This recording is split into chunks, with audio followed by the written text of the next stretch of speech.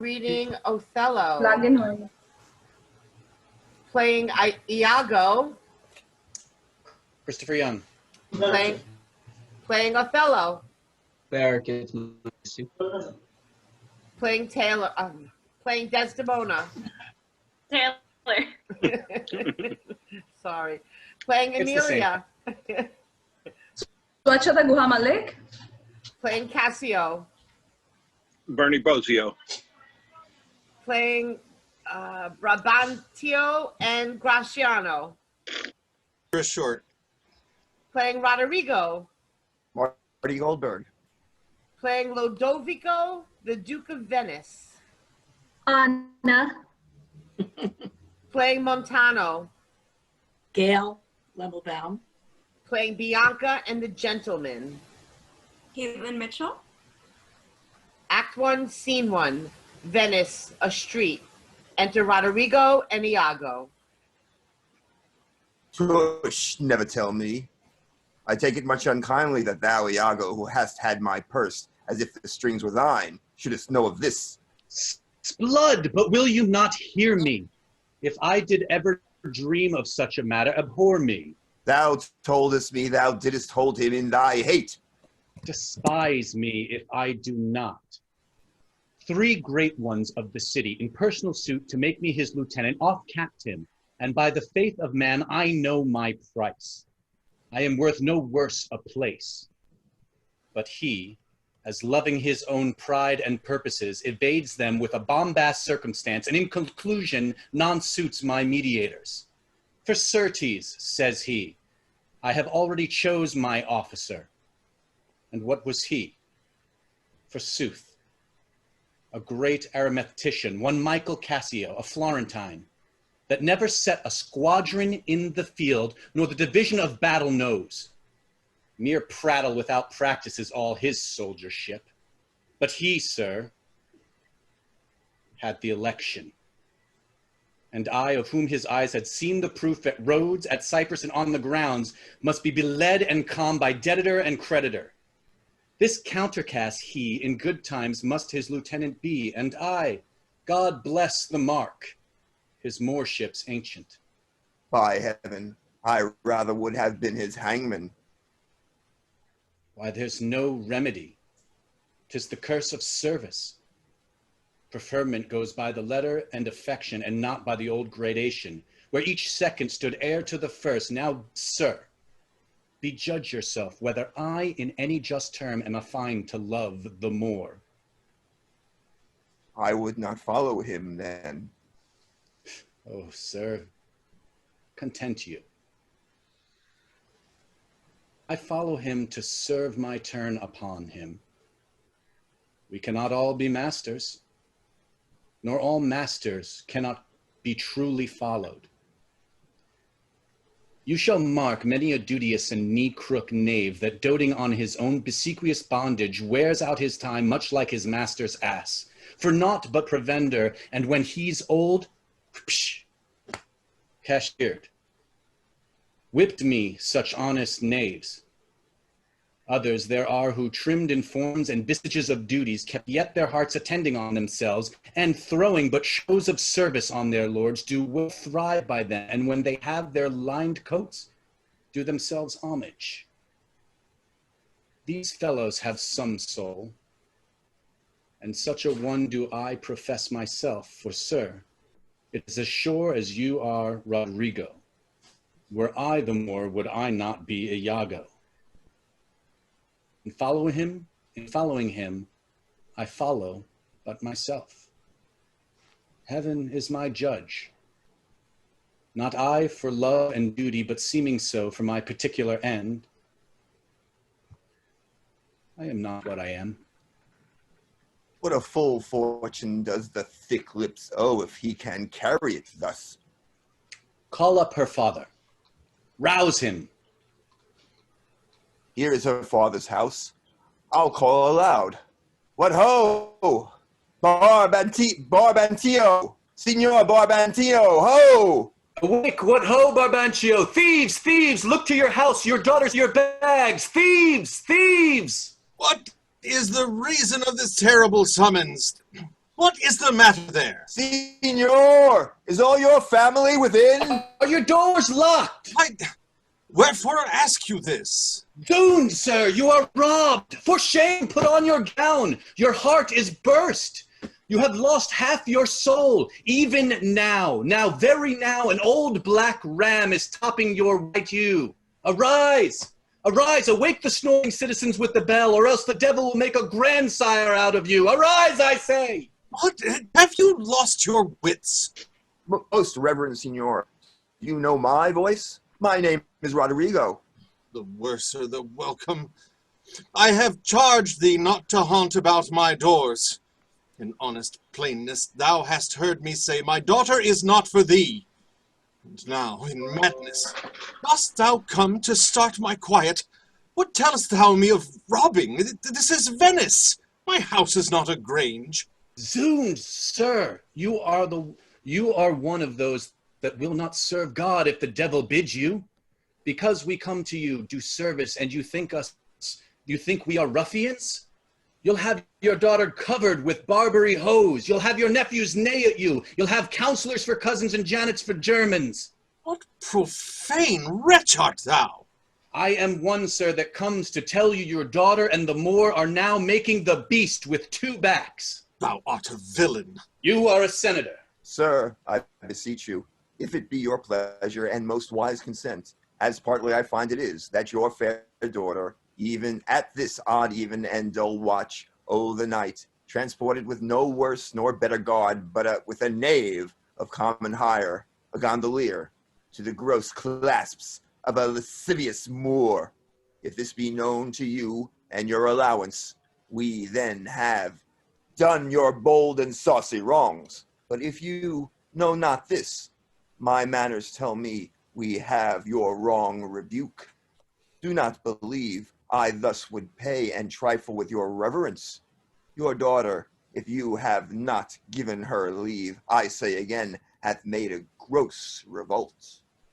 If she can be in her chamber or your house, let loose on me the justice of the state for thus deluding you. Straight satisfy yourself. Strike on the tender, ho! Give me a taper, call up my people. Light! I say light! Farewell, for I must leave you. It seems not meet nor wholesome to my place to be productive, as if I shall stay against the Moor. Though I do hate him, as I do hell's pains, yet for necessity of present life, I must show out a flag and a sign of love, which is indeed but sign, that you shall surely find him, lead to the Sagittarian razed search, and there will I be with him. So farewell. It is too true and evil. Gone she is. And what's to come of my despised time is naught but bitterness. Now, Roderigo, where didst thou see her? With the Moor, sayest thou? Oh, unhappy girl! Oh, she deceives me past thought! Are they married, think you? Truly, I think they are. Oh, heaven! How got she out? Oh, treason of the blood! Fathers, from hence trust not your daughters' minds by what you see them act. Call up my brother. Oh, would you had had her! Do you know where we may apprehend her and the Moor? I think I can discover him, if you please, to get good guard and go along with me. Pray you, lead on. At every house I'll call. I may command at most. Get weapons, ho! And raise some special officers of the night. On, good Roderigo. I will deserve your pains. Scene 2, another street. Enter Othello, Iago, and attendants with torches. Though in trade of war I have slain men, yet do I hold the very stuff of the conscious to do no contrived murder. I lack inequity sometimes to do me service. 9 or 10 times had I thought have yerked him here under the ribs. It is better as it is. Nay, but he prated and spoke such scurvy and provoking terms against your honor, that with the little goodness I have, I did full hard forbear him. But I pray you, sir, are you fast married? he will divorce you, or put upon you what restraints or grievances the law, with all his might to enforce on, will give him cable. Let him do his spite. My services which I have done the signory shall outtongue his complaints. What lights come yond? Those are the raised father and his friends. You were best go in. Not I. I must be found. My parts, my title, and my perfect soul shall manifest me rightly. Isn't they? By Janus, I think no. Servants of the Duke and my lieutenant. My goodness of night upon you, friends.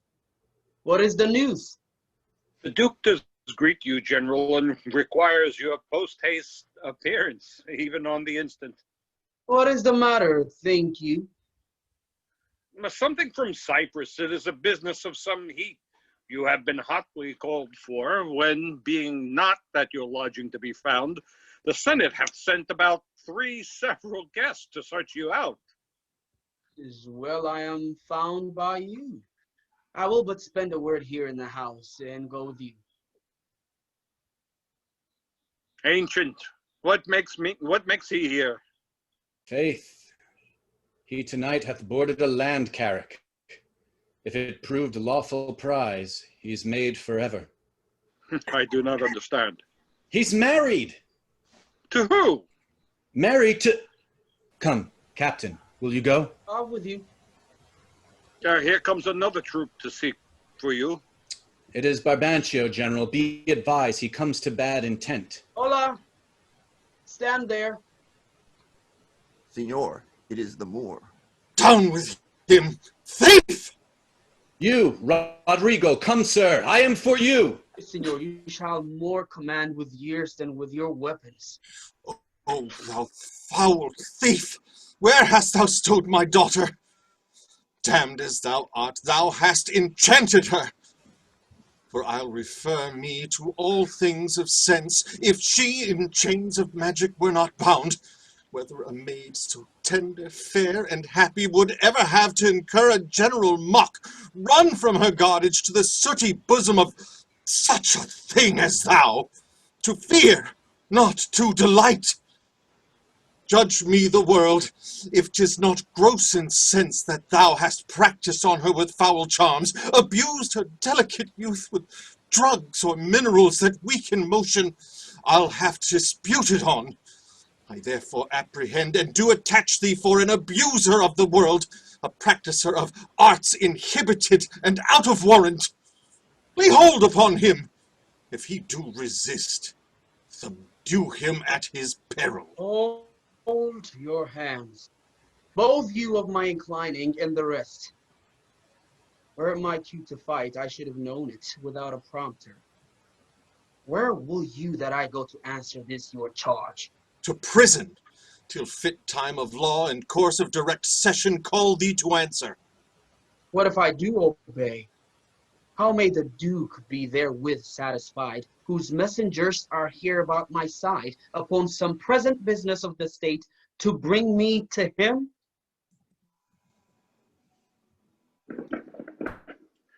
'Tis true, most worthy Signor. The Duke's in council, and your noble self, I am sure, is sent for. How? The Duke in council? In this time of night? Bring him away. Mine's not an idle cause. The Duke himself cannot but feel this wrong as 'twere his own. For if such actions may have passage free, bond slaves and pagans shall our statesmen be. All exit. Scene 3. A council chamber. Duke of Venice sitting at a table with officers and other senators attending. There is no composition in this news that gives them credit. This letter say 107 galleys. Here 140 and here 200. But though they jump not on a just account, as in these cases where the aim reports 'tis off the difference, yet do they all confirm a Turkish fleet and bearing up to Cyprus. Valiant Othello, we must straight employ you against the general enemy Ottoman. I did not see you. Welcome, gentle Signor. I lacked your counsel and your help tonight. So did I yours. Good your grace, pardon me. Neither my place nor aught I heard of business hath raised me from my bed, nor doth the general care take hold on me, for my particular grief is of so floodgate and o'erbearing nature that it ingluts and swallows other sorrows, and it is still itself. Why, what's the matter? My daughter! Oh, my daughter she is abused, stolen from me and corrupted by spells and medicines bought of mountebanks. For nature so preposterously to err, being not deficient, blind, or lame of sense, sans witchcraft could not. Whoe'er he be, that in this foul proceeding hath thus beguiled your daughter of herself, and you of her, the bloody book of law you shall yourself read in the bitter letter after your own sin. Humbly I thank your grace. Here is the man, this more, who now, it seems, your special mandate for the state affairs hath hither brought. I am very sorry for it. What in your own part can you say to this? Most potent, grave and reverend Signor, my very noble and approved good master, that I have taken away this old man's daughter, it is most true. True, I have married her. The very head and front of my offending has this extent, no more. Rude am I in my speech, and little blessed with the soft phrase of peace. For since these arms of mine have 7 years used their dearest action in tented field, and little of this great world can I speak, more than pertains to feats of broil and battle. And therefore, little shall I grace my cause in speaking for myself. Yet by your gracious patience I will around unvarnished tell deliver of my whole course of love, what drugs, what charms, what conjuration, and what mighty magic. For such proceeding I am charged withal. I want his daughter. The maiden, never bold, of spirit so still and quiet that her motion blushed at herself. And she, in spite of nature, of years, of country, credit, everything, to fall in love with what she feared to look on? It is a judgment maimed and most imperfect, against all rules of nature, and must be driven to find out practices of cunning hell why this should be. I therefore vouch again that with some mixtures powerful o'er the blood, or with some dram conjured to this effect, he wrought upon her. To vouch this is no proof. Othello, did you by indirect forced course subdue and poison this young maid's affection? Or came it by request and such fair question as soul to soul afforded? I do beseech you, send for the lady to the Sagittary, and let her speak of me before her father. If you do find me foul in her report, the trust, the office I do hold of you, not only take away, but let your sentence even fall upon my life. Fetch Desdemona hither. Until she come, as truly as to heaven, I do confess the vices of my blood, so justly to your grave ears I'll present. How did I thrive in this fair lady's love, and she in mine? Say it, Othello. Her father loved me, oft invited me, still questioned me the story of my life, the battles, sieges, fortunes that I have passed. I ran it through, even from my boyish days to the very moment that he bade me tell it, wherein I spoke of most disastrous chances, of moving accidents by flood and field, of hairbreadth escapes and the imminent deadly breach, being taken by the insolent foe and sold to slavery, of my redemption thence, importance in my traveler's history, wherein of antres vast and deserts idle, rough quarries, rocks, and hills whose heads touch heaven, and of the cannibals that each other eat, the anthropophagi, and men whose heads do grow beneath their shoulders. These things to hear would Desdemona seriously incline.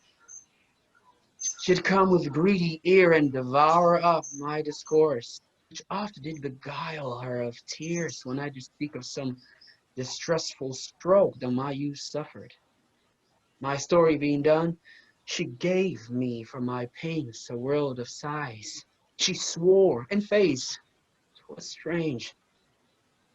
'Twas passing strange. 'Twas pitiful. 'Twas wondrous pitiful. She wished she had not heard it, yet she wished she that heaven had made her such a man.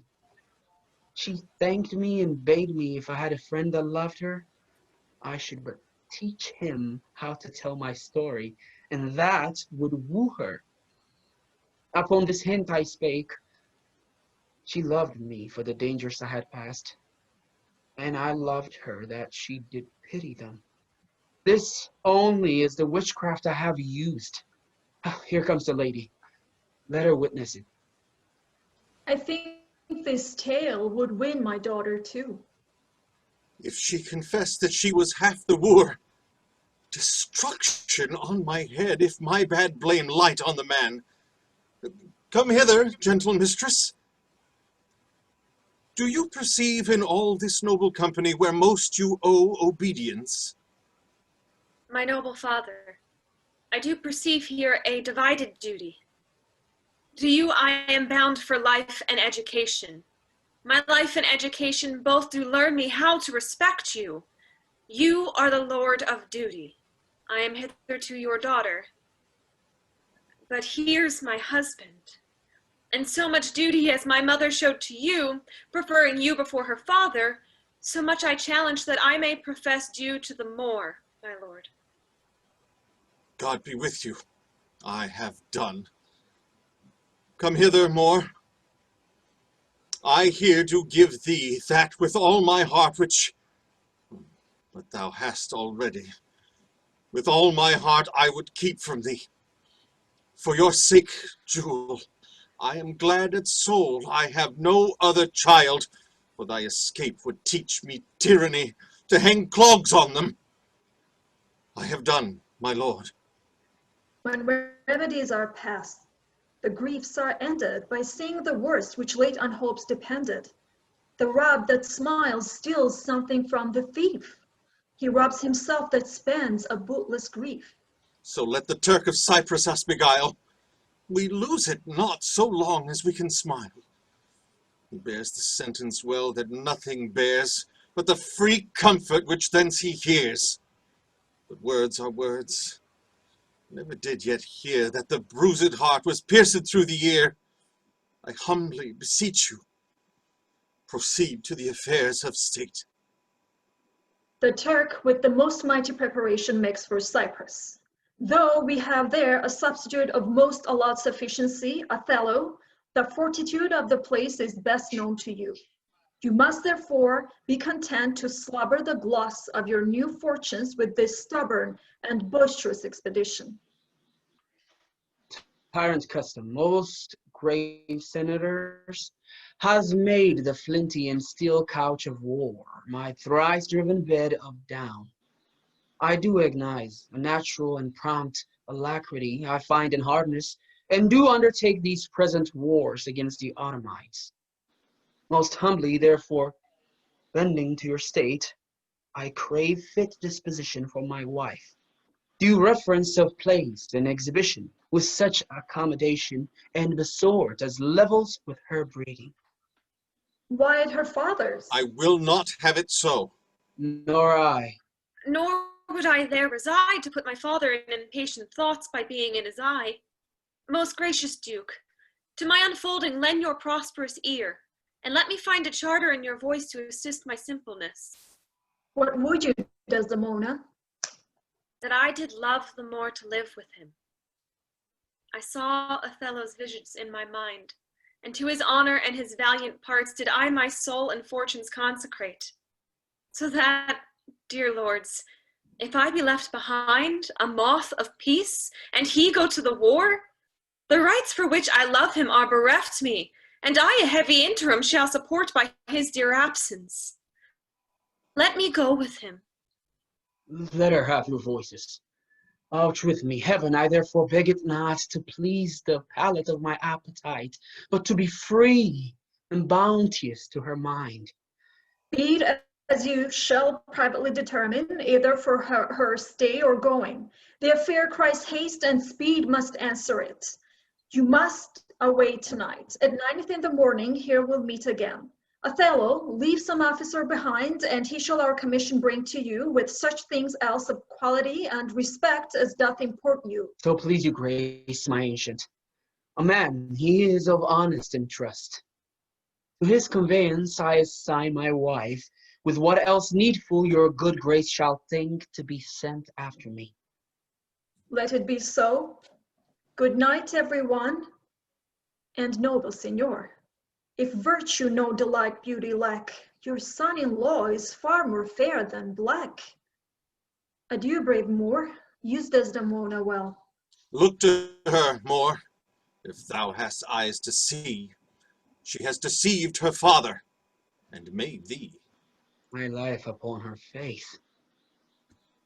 Honest Iago, why, Desdemona, must I leave to thee? I pray thee, let thy wife attend to her, and bring them after in the best advantage.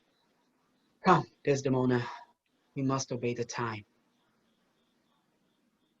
Iago, what will I do, thou thinkest thou? I go to bed and sleep. I will incontinently drown myself. Why, thou silly gentleman? It is silliness to live when to live is torment. What should I do? I confess it is my shame to be so fond, but it is not in my virtue to amend it. Virtue? A fig! 'Tis in ourselves that we are thus or thus. Our bodies are our gardens, to the which our wills are gardeners. So that if we will plant nettles or sow lettuce, supply it with one gender or herbs to distract it with many, why the power and the corrigible authority of this lies in our wills. If the balance of our lives had not one scale of reason to poise another of sensuality, the blood and baseness of our natures would conduct us to most preposterous conclusions. But we have reason to cool our raging motions, our carnal stings, our unbided lusts. Wherefore I take this that you call love to be a sector, scion. It cannot be. It is merely a lust of the blood and a permission of the will. Come, be a man, drown thyself. Drown cats and blind puppies. I have professed me thy friend. I could never better stead thee than now. Put money in thy purse. Follow thou the wars. It cannot be that Desdemona should long continue her love to the Moor, nor his to her. It was a violent commencement in her, and that thou shalt see an answerable sequestration. These Moors are changeable in their wills. She must change for youth. When she is sated with his body, she will find the error of her choice. Therefore, make all the money thou canst. If sanctimony and a frail vow betwixt erring barbarin and supersubtle Venetian not too hard for my wits and all the tribe of hell, thou shalt enjoy her. A pox of drowning thyself. Seek thou rather be hanged encompassing than joy than to be drowned, and go without her. Wilt thou be fast to my hopes if I depend on the issue? Thou art sure of me. Have I told thee often, and I retell thee again and again, I hate the Moor. My cause is hearted. Thine hath no less reason. If thou canst cuckold him, thou dost thyself a pleasure, and me a sport. We will have more of this tomorrow at my lodging. Put money enough in your purse. Adieu. No more of drowning, do you hear? I am changed. I'll go sell all my land. Thus do I ever make my fool my purse. For I my own gained knowledge should profane, if I would time expend with such a snipe, but for my sport and profit. I hate the Moor! And it is thought abroad that twixt my sheets hadst done my office. I know not if be true, but I, for mere suspicion in that kind, will do it as if for surety.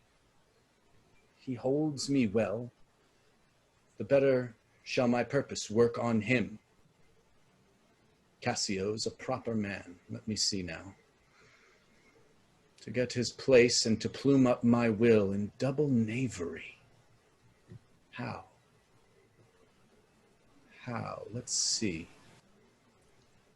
After some time to abuse Othello's ear that he is too familiar with his wife. He hath a person and a smooth disposed to be suspected, framed to make woman false. The Moor is of a free and open nature that thinks men honest that but seem to be so, as will tenderly be led by the nose as asses are. I haft, it is engendered. Hell and night must bring this monstrous birth into world's light.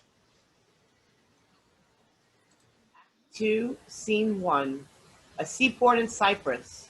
An open place near the quay. Enter Montano. It is a high-wrought flood. I cannot, twixt the heaven and the main, descry a sail. Methinks the wind hath spoke loud at land. A fuller blast ne'er shook our battlements, if it hath ruffian so upon the sea. What ribs of oak, when mountains melt on them, can hold the mortise? For do but stand upon the foaming shore, the chidden billows seems to pelt the clouds. The wind shakes surge with high and monstrous main, seems to cast water on the burning bear and quench the guards of the ever-fixed pole. If that the Turkish fleet be not and sheltered and obeyed, they are drowned. It is impossible they bear it out. News, sir, our wars are done. The desperate tempest hath so baned the Turks that their designment halts. A noble ship of Venice hath seen a grievous wreck and sufferance on most part of their fleet. Veronisa, Michael Cassio, lieutenant to the warlike Moor Othello, is come on shore, the Moor himself at sea, and is in full commission here for Cyprus. The same Cassio, though he speak of comfort touching the Turkish loss, yet he looks sadly and prays the Moor be safe, for they were parted with foul and violent tempest.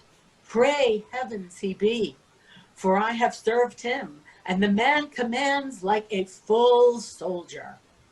Let's to the seaside, ho! As well to see the vessel that's come in as to throw out our eyes for brave Othello. Thanks, you, the valiant of this warlike isle, that so approved the Moor.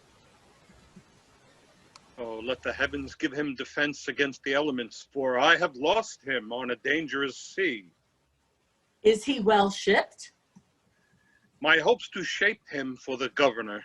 His bark is stoutly timbered.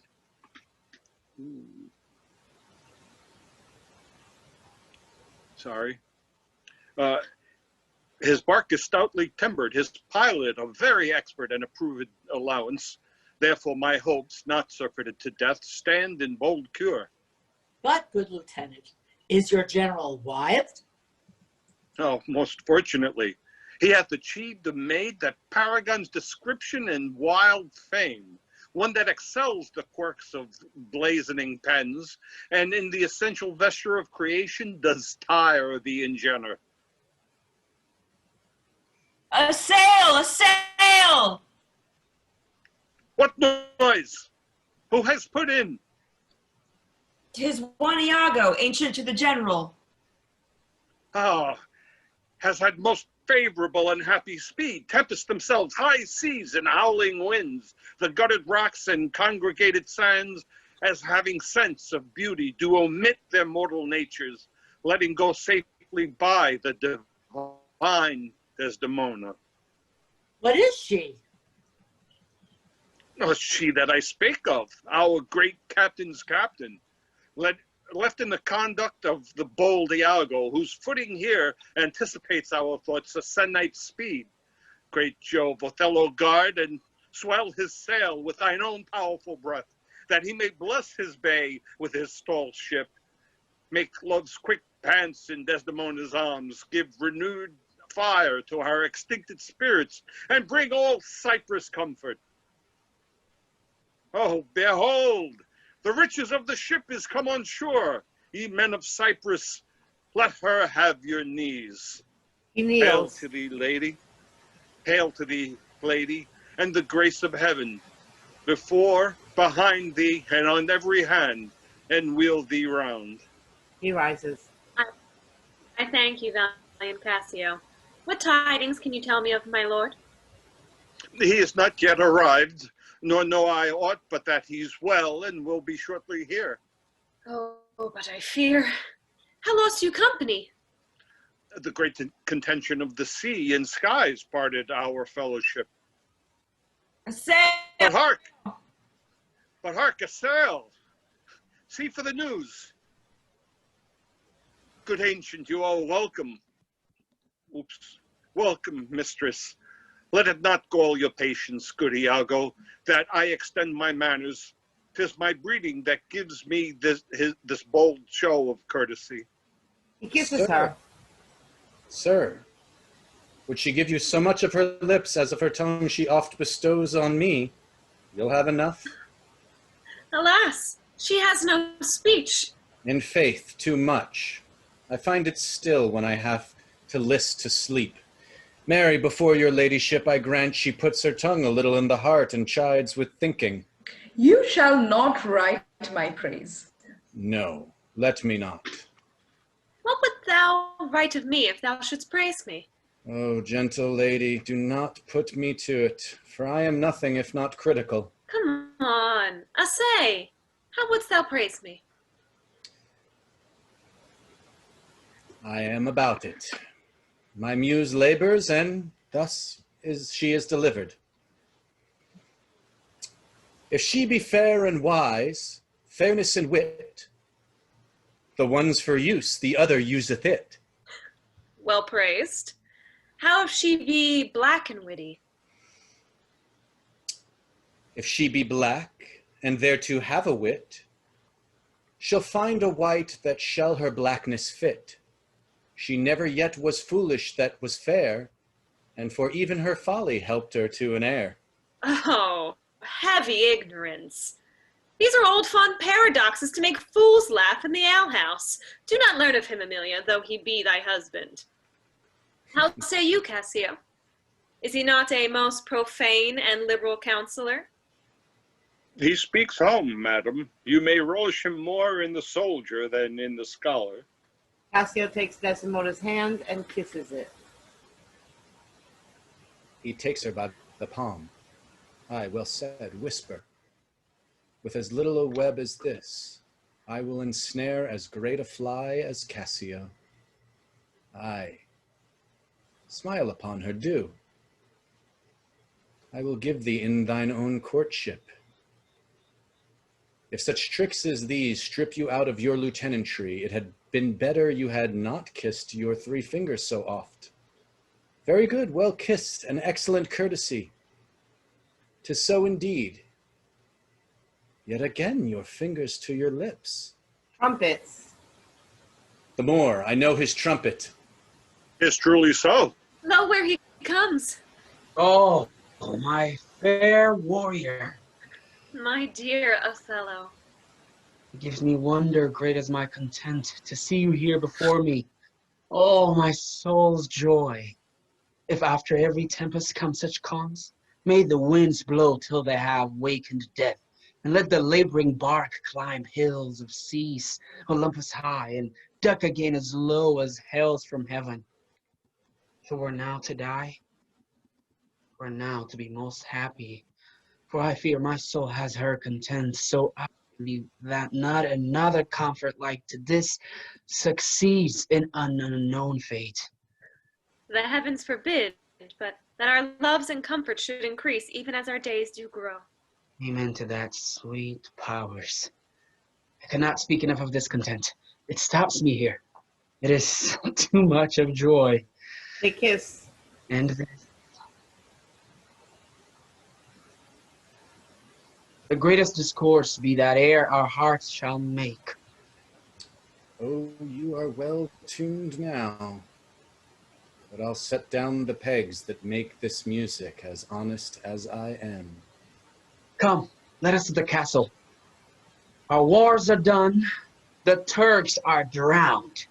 Every man put himself into triumph, for besides the beneficial news, let us celebrate our recent nuptial. All offices are open, and there is full liberty of feasting from this present hour till the bell have tolled 11. Honey, you shall be well desired in Cyprus. I have found great love amongst them. I prithee, good Iago, go to the bay and disembark my coffers. Come, Desdemona. Heaven bless the Isle of Cyprus. Come hither. If thou beest valiant, list me. The lieutenant tonight watches on the court of the guard. First, I must tell thee this. Desdemona is directly in love with him. With him? Why, 'tis not possible. Lay thy finger thus, and let thy soul be instructed. Mark me with what violence she first loved the Moor, but for bragging and telling her fantastical lies. And will she love him still for prating? Let not thy discreet heart think it. Her eye must be fed. And what delight she shall have to look on the devil. When the blood is made dull, and the act of the sport there should be again to inflame it, to give satiety a fresh appetite, loveliness in favor, sympathy in years, manners and beauties, all which the Moor is defective in. Now, for want of these required conveniences, her delicate tenderness will relish and abhor the Moor. Very nature will instruct her in it and compel her to some second choice. Now, sir, this is granted, as it is most pregnant and unforced position, who stands so eminent in a degree of this fortune as Cassio does. A slipper and a subtle knave, a finder out of occasions that has an eye can stamp out and counterfeit advantages, a devilish knaves. Besides, the knave is handsome, young, and hath all those requisites in him that folly and green minds look after. A pestilent complete knave, and the woman hath found him already. I cannot believe that in her. She's full of most blessed condition. Didst thou not see her paddle with the palm of his hand? Didst not mark that? Yes, that I did. But that was but courtesy. Lechery by this hand. They met so near with their lips that their breaths embraced together. Villainous thoughts, Roderigo! When these mutalities so marshal the way, hard at hand come the master and main exercise the incorporate conclusion. But, sir, be you ruled by me. I have brought you from Venice. Watch you tonight. For the command I'll lay upon you. Cassio knows you not. I'll not be far from you. Do you find some occasion to anger Cassio? Either by speaking too loud or tainting his discipline, or from what other course you please. Sir, he is rash and very sudden in choler, and happily may strike at you. Provoke him that he may, for even out of that will I cause thee of Cyprus to mutiny, whose qualification shall come into no true taste again, but by the displanting of Cassio. So you shall have a shorter journey to your desires by the means I shall have to prefer them, and with the impediment most profitably removed. Without the which there were no expectations of our prosperity. I will do this, if I can bring it to any opportunity. I warrant thee. Meet me by and by at the citadel. I must fetch his necessaries ashore. Farewell. Adieu. But Cassio loves her. I do well believe it. That she loves him, 'Tis apt, and of great credit. The more, howbeit that I endure him not, is of a constant, loving, noble nature, and I dare think he'll prove to Desdemona a most dear husband. Now I do love her too, not out of absolute lust, though peradventure I stand accountant for as great a sin, but partly led to diet, my revenge. For that I do suspect the lusty Moor hath leapt into my seat, the thought whereof doth like a poisonous mineral gnaw my inwards, and nothing can or shall content my soul till I am evened with him wife for wife. Or failing so, yet that I put the Moor at least into a jealousy so strong that judgment cannot cure.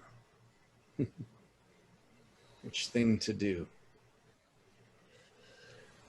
If this poor trash of Venice, whom I trace for his quick hunting, stand the putting on, I'll have a Michael Cassio on the hip, abuse him to the Moor in the rank garb, for I fear Cassio with my nightcap too, make the Moor thank me, love me, and reward me for making him egregiously an ass, and practicing upon his peace and quiet, even to madness. Scene 2, later that evening. A hall in the castle. Enter Othello and Cassio and attendants.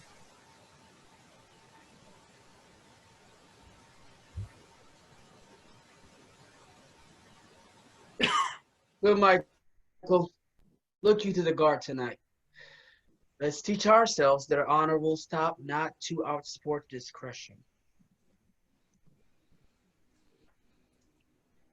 Unmute, unmute, unmute, Fern. Iago hath direction what to do, but notwithstanding, with my personal eye, will I look to it. Iago was most honest. Michael, good night. Tomorrow, with your earliest, let me have speech with you. Good night.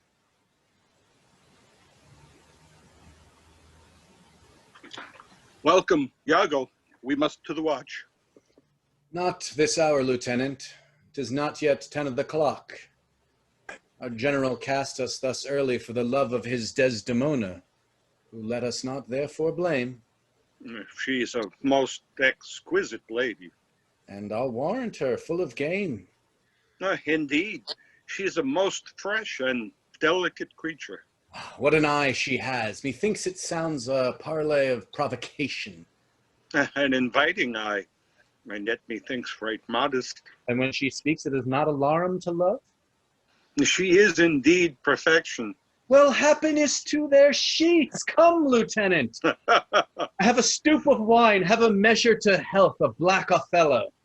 Ah, not tonight, good Iago.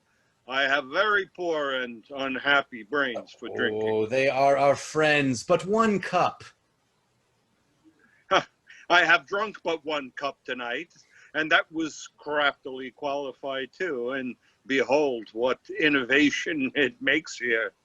I am unfortunate in the infirmity and dare not task my weakness with any more. What, man? 'Tis a night of revels. The gallants desire it. Where are they? Here, at the door. I pray you, call them in. I do it, but it dislikes me. If I can fasten but one cup upon him, with that the which he hath drunk tonight already, he'll be as full of quarrel and offense as my young mistress's dog. Now my sick fool Roderigo, whom love hath turned almost the wrong side out, to Desdemona hath tonight caroused potations pottle deep, and his to watch, 3 lads of Cyprus, noble swelling spirits, have I tonight flustered with flowing cups, and they watch too. Now mongst this flock of drunkards, I am to put our Cassio in some action that may offend the isle. But here they come. If consequence do but approve my dream, my boat sails freely both with wind and steam. For God, they have given me a rouse already. Good faith, a little one, not past a pint, as I am a soldier. Some wine, boys, to our health of our general. And let me clink, and let me the kennikin clink, and let me the kennikin clink. A soldier's a man, a lice but a span, why then let a soldier drink. For God, an excellent song. Will you hear it again? No, for I hold him to be unworthy of his place that does these things. Well, God's above all, and there be souls must be saved, and there be souls must not be saved. For mine own part, no offense to the general, nor any man of quality, I hope to be saved. And so do I too, Lieutenant. Aye, but by your leave, not before me. The lieutenant is to be saved afore the ancient. Let's have no more of this. Let's do our affairs. God forgive us our sins. Gentlemen, let's look to our business. Do not think, gentlemen, I am drunk. This is my ancient, this is my right hand, and this is my left. I am not drunk now. I can stand well enough and speak well enough. You must not think then that I am drunk. To the platform, masters. Come, let's set the watch. You see this fellow that is gone before? I fear the trust Othello puts in him, on some odd time of his infirmity, will shake this island. But is he often thus? 'Tis evermore the prologue to his sleep. He'll watch the horologe a double set if drink rock not in his cradle. It were well the general were put in mind of it. Perhaps he sees it not, or his good nature prizes the virtue that appears in Cassio and looks not on his evils. How now, Roderigo? I pray you, after the lieutenant, go. And 'tis great pity that the noble Moor should hazard such a place as his own second with one of an ingraft infirmity. I do love Cassio well, and would do much to cure him of this evil. But hark, what noise? Help! Help! Zounds, you rogue! You rascal! What's the matter, Lieutenant? A knave teach me my duty. I'll beat the knave into a friggin' bottle. Beat me! Dost thou prate, rogue? Cassio hits Nay, good Roderigo. Lieutenant, I pray you, sir. Hold your hand. Let me go! Let me go, sir! I'll knock you over the masses! Come. You're drunk. Drunk? Cassio and Montano fight. Away, I say, go out and cry a mutiny. Nay, good lieutenant, God's will, gentlemen, help ho, lieutenant, sir, Montano, sir, help masters, here's a goodly watch indeed. A bell is rung. Who's that which rings the bell? Diablo ho, the town will rise, God will, lieutenants, hold, you will be shamed forever. What is the matter here? Downs, I bleed still. I am hurt to the death. Hold for your lives. Hold ho, lieutenant, sir, Montano, gentlemen, have you all forgot all sense of place and duty? Hold, the general speaks to you, hold, for shame. Why, how now, ho? From whence arises this? Are we turned Turks and do ourselves do this, which heaven has forbid the Ottomites? For Christian shame, put by this barbarous brawl, he that stirs snake's dice upon his mouth. Silence that dreadful bell. What is the matter, masters? Honest, Iago, thou looks dead and grieving. Speak. Who began this? On thy love I charge thee. I do not know. Friends all but now, even now, in quarter and in terms, like bride and groom, devastating them for bed. And then but now, as if we're some planet, had unwitted men, swords out and tilting one at other's breasts in oppositions bloody.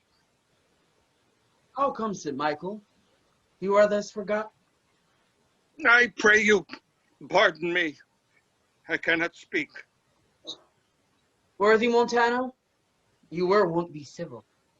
The gravity and stillness of your use the world has noted, and your name is great in mouths as of wisest censure. What's the matter that you unlace your reputation thus and spend your rich opinion for the name of a night brawler? Give me answer to it. Worthy Othello, I am hurt to danger. Your officer Iago can inform you. While I spare speech with something now offends me of all that I do know. Nor know I no aught by me that said or done amiss this night, unless self-charity be sometimes a vice, and to defend ourselves it be a sin when violence assails us. Now, by heaven, my blood begins my safer guise to rule, and passion, having my best judgment collide, essays to lead the way. If I once stir, or do but lift this arm, the best of you shall sink in my rebuke. Give me to know how this foul rout began, who set it on, and he that is approved in this offense shall lose me. Iago, who began? I had rather have this tongue cut out of my mouth than it should do offense to Michael Cassio. Yet I persuade myself to speak the truth shall nothing wrong him. Thus it is, General. Montano and myself being in speech, there comes a fellow crying out for help, and Cassio following him with determined sword to execute upon him, sir. This gentleman steps into Cassio and entreats his pause. This gentleman steps into Cassio and entreats his pause. Myself the crying fellow did pursue, lest by his clamor, as it so fell out, the town might fall in fright. He, swift of foot, outran my purpose, and I returned to the rather for that I heard the clink and the fall of swords, and Cassio high in oath, which till tonight I never might say before. When I came back, for this was brief, I found them close together at blow and thrust, even as again they were when you found yourself did part them. More of this matter cannot I report. But men are men, the best sometimes forget. Though Cassio did some little wrong to him, as men in rage strike those that wish them best, yet surely Cassio, I believe, received from him that fled some strange indignity which patience could not pass. Iago, thy honesty and love does immense this matter, making it light to Cassio. Cassio, I love thee, but never more be officer of mine. Come away to bed. Sir, for your hurts, myself will be your surgeon. Lead him off. Iago, look with care about the town, and silence those whom this vile brawl distracted. What, are you hurt, Lieutenant? I passed all surgery. Marry, God forbid. Reputation, reputation, reputation. Oh, I have lost my reputation. I have lost the immortal part of myself. What remains is bestial. My reputation, Iago, my reputation. As I am an honest man, I thought you had received some bodily wound. There is more sense in that than in reputation. Reputation is an idle and most false imposition, oft got without merit and lost without deserving. You have lost no reputation at all, unless you repute yourself such a loser. What man, there are ways to recover the general again. You are but now cast in his mood, a punishment more in policy than in malice, even so as one would beat his offenseless dog to affright an imperious lion. Sue to him again, and he is yours. I will rather sue to be despised than to deceive so good a commander with so slight, so drunken, and so indiscreet an officer. Drunk, and speak parrot, and squabble, swagger, swear, and discourse fustian with one's own shadow. O thou invisible spirit of wine, if thou hast no name to be known by, let us call thee devil. What was he that followed with your sword? What had he done to you? Oh, I know not. Is't possible? I remember a mass of things, but nothing distinctly. A quarrel, and but nothing wherefore. Why, but you are now well enough. It had pleased the devil drunkenness to give place to devil wrath. One unperfectness shows another, to make me frankly despise myself. Come, you are too severe a moral. As the time, the place, and the condition of this country stands, I could heartily wish this had not befallen. But since it is as it is, mend it for your own good. I will ask him for my place again. He shall tell me I am a drunkard. I drunk. Every inordinate cup is unblessed, and the ingredient is a devil. Come, come. Good wine is a familiar creature if it be well used. Exclaim no more against it. You or any living man may be drunk at a time. I'll tell you what you shall do. Our general's wife is now the general. I may say so in this respect, for that he hath devoted and given upon himself to the contemplation, mark, and denotement of her parts and graces. Confess yourself freely to her. Importune her help to put you in your place again. She is of so free, so kind, so apt, so blessed a disposition, she holds it a vice in her goodness, not to do more than she is requested. This broken joint between you and her husband, entreat her to splinter. And my fortunes against any lay worth naming, this crack of your love shall go stronger than it was before. You advise me well. I protest in the sincerity of love and honest kindness. I think it freely, and betimes in the morning I will beseech the virtuous Desdemona to undertake for me. Good night, Lieutenant. I must to the watch. Good night, honest Iago.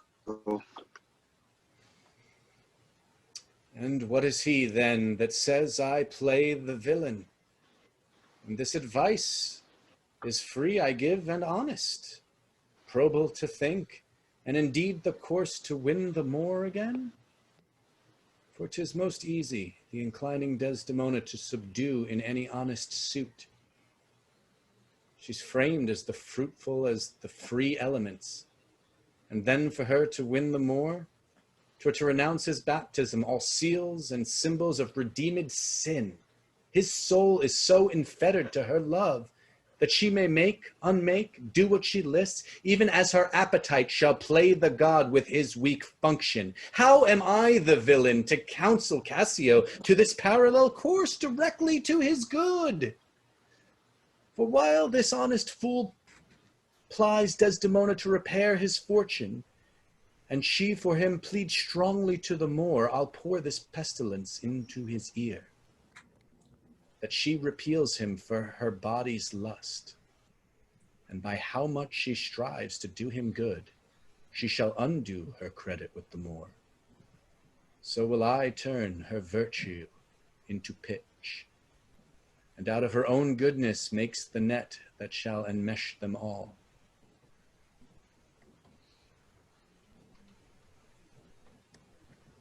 How now, Roderigo?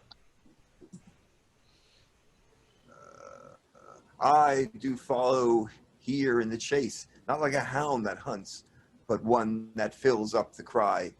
My money is almost spent. I have been tonight exceedingly well cudgeled, and I shall, with no money at all, and with little more wit, return again to Venice. How poor are they that have not patience? What wound did ever heal but by degrees? Thou knowest we work by wit and not by witchcraft, and wit depends on dilatory time. Dost not go well? Cassio hath beaten thee, and thou but that small hurt hast cashiered Cassio. Content thyself a while by the masses, 'tis morning. Pleasure and action make the hours seem short. Retire thee, thou shalt no more hereafter. Nay, get thee gone. 2 things are to be done. My wife must move for Cassio to her mistress. I'll set her on. Myself, the while to draw the Moor apart and bring him jump when he may Cassio find soliciting his wife. Aye, that's the way. Dull not device by coldness and delay. Act 3, Scene 1, the next morning, the garden of the castle, enter Desdemona, Cassio, and Emilia. Be thou assured, good Cassio, I will do all my abilities in thy behalf. Good madam, do. I warrant it grieves my husband as if the case were his. Oh, that's an honest fellow.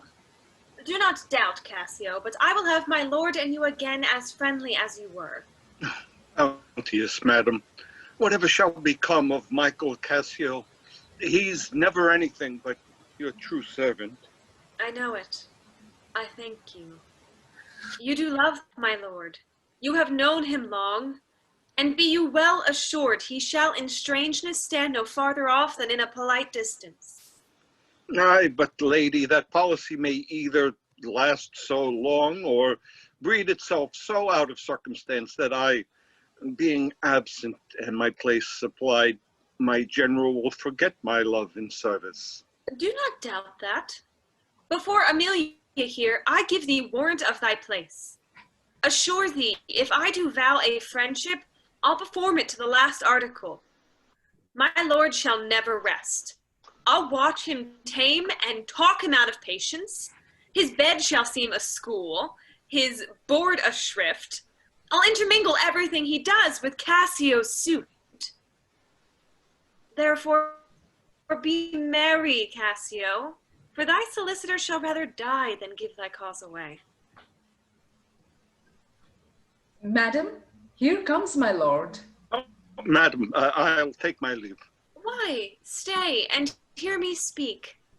Madam, not now. I am very ill at ease, unfit for mine own purposes. Well, do your discretion. Huh. I like that not. I like not that. Was not that Cassio parted from our wife? Cassio, my lord? No, sure, I cannot think it. That he would steal away so guilty-like, seeing you coming? I do believe 'twas he.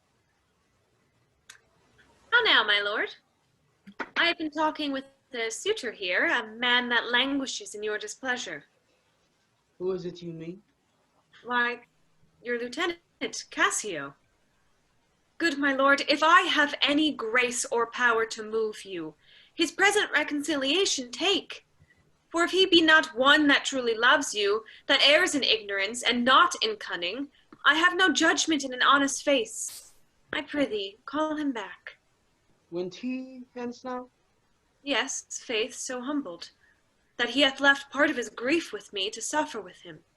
Good love, call him back. Not now, sweet Desdemona. Some other time. But shall it be shortly? The sooner sweet for you. Shall it be tonight at supper? No, not tonight. Tomorrow dinner, then? I shall not dine at home. I meet the captains at the Citadel. Why then, tomorrow night, or Tuesday morn, on Tuesday noon or night, on Wednesday morn, I prithee name the time. In faith, he's penitent, and yet his trespasses in our common reasons, save that they say the wars must make examples out of her best, is not almost a fault to incur a private check. When shall he come? Tell me, Othello. I wonder in my soul what you would ask me that I should deny, or stand so mammering on? What? Michael Cassio that came a-wooing with you, and so many a time when I have spoke of you despairingly, hath taken your part, to have so much to do to bring him in. By Our Lady, I could do so much. No more. Let him come when he will. I will deny thee nothing. Why, this is not a boon. 'Tis as I should entreat you wear your gloves, or feed on nourishing dishes, or keep you warm, or sue to you to do a peculiar profit to your own person. Nay, when I have a suit wherein I mean to touch your love indeed, it shall be full of poise and difficult weight, and fearful to be granted. I will deny thee nothing. Whereon I do beseech thee, grant me this, to leave me but a little to myself. Shall I deny you? No. Farewell, my lord. Farewell, my Desdemona. I'll come to thee straight. Emilia, come. Be as your fancies teach you, whate'er you be. I am obedient. Excellent wretch. This shouldn't catch my soul. I do love thee. And when I love thee not, chaos has come again. My noble lord, What dost thou say so, Iago? did Michael Cassio, when you wooed my lady, know of your love? He did, from first to last, and went between us very oft. Indeed. Indeed?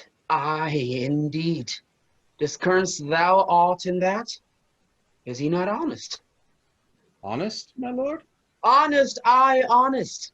My lord, for aught I know. What dost thou think? Think, my lord? Think, my lord? By heaven, thou lookest as if there were some monsters in thy talk too hideous to be shown. Thou dost mean something. I heard thee say, even now, thou likest not that when Cassio left my wife. What dost thou like? And when I told thee he was of my counsel in my whole course of wooing, thou criedest, indeed? And didst contract and purse thy brow together, as if thou hadst shut up in thy brain some horrible conceit. Thou dost love me. Show me thy thought. My lord, you know I love you. I think thou dost. And for I know thou art full of love and honesty, and weighest to thy words before thou givest them breath. Therefore these stops of thine fright me the more. For such things in a false disloyal knave are tricks of custom. But in a man that's just, they are closed delations, working from the heart that passion cannot hold. From Michael Cassio, I dare be sworn, I think that he is honest. I think so too. Men should be what they seem, or those that be not, would they might seem none. Certain men should be what they seem. Why then, I think Cassio's an honest man. Nay, but there's more in this, I prithee. Speak to me as to thy thinkings, as thou dost ruminate, and give thy worst of thoughts, the worst of words. I do beseech you. Though I perchance am vicious in my guess, as I confess it is in my nature's plague to spy into abuses, and oft my jealousy shapes my thoughts that are not, that your wisdom from one that so imperfectly conceits would take no notice, nor build yourself a trouble out of his scattering and unsure observance.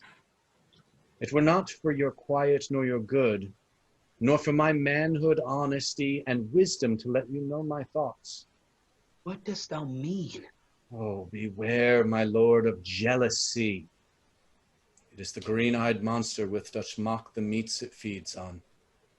That cuckold lives in bliss, who certain of his fates loves not his wronger. But oh, what damned minutes tells her o'er, who dotes yet doubts, suspects, yet strongly loves. Poor and content is rich, and rich enough. But rich is fineless as poor as winter. To him that ever fears he shall be poor. Good God, the souls of all my tribe defend from jealousy. Why is this? Thinkest thou I'd make a lie of jealousy to follow still the changes of the moon with fresh suspicions? No. To be once in doubt is once to be resolved.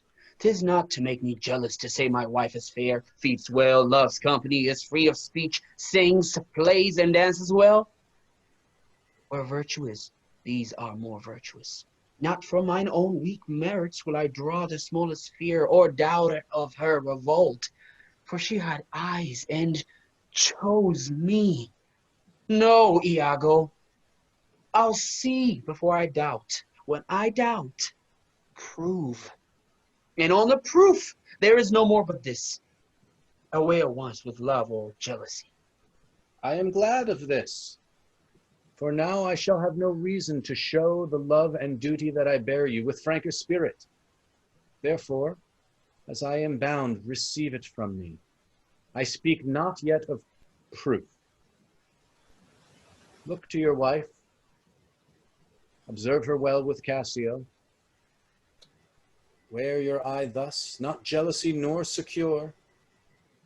I would not have your free and noble nature out of self-bounty be abused. Look to it. I know our country's disposition well.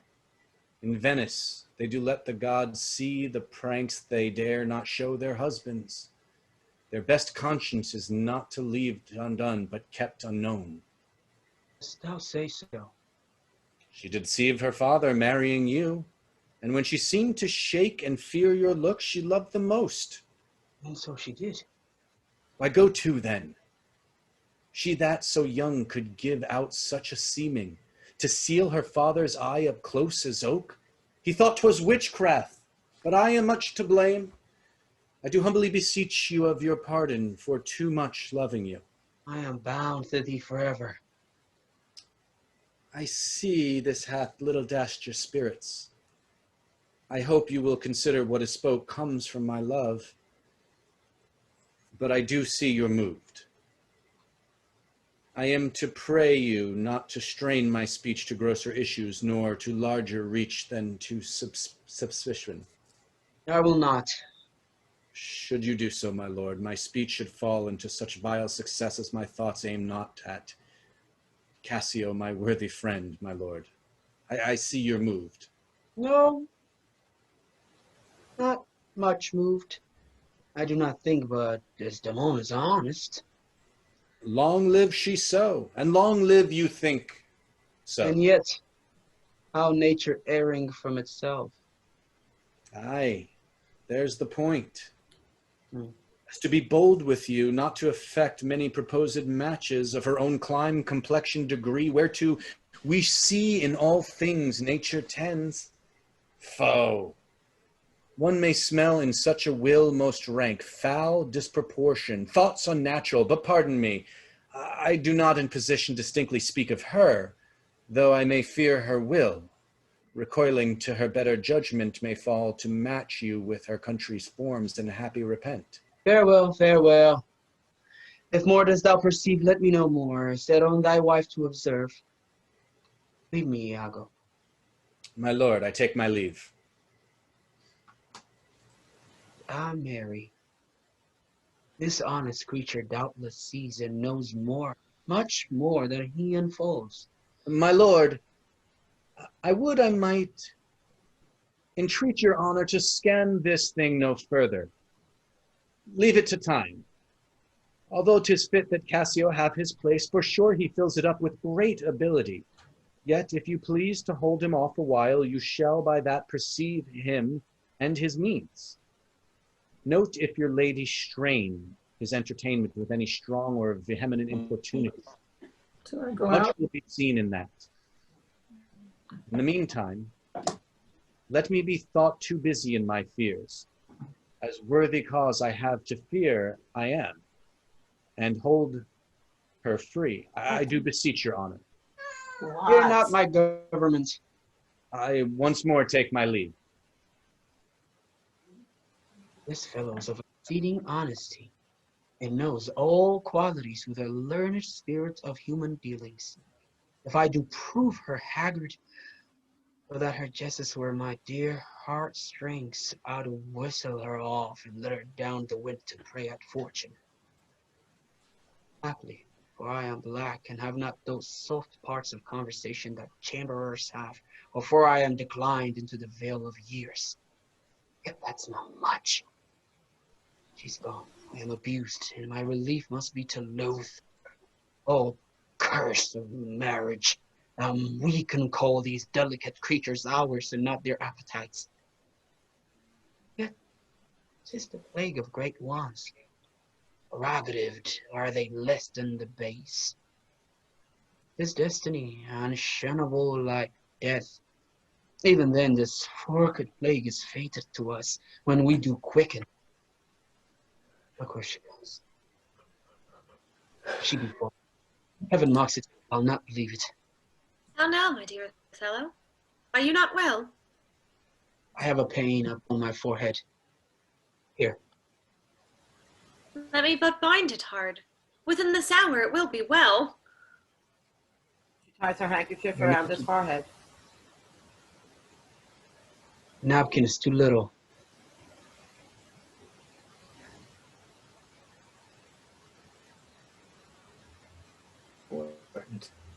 He puts the handkerchief from him and drops unnoticed. Let it alone. Come, I'll go in with you. I am very sorry that you are not well. I'm glad I have found this napkin. This was her first remembrance from the moor.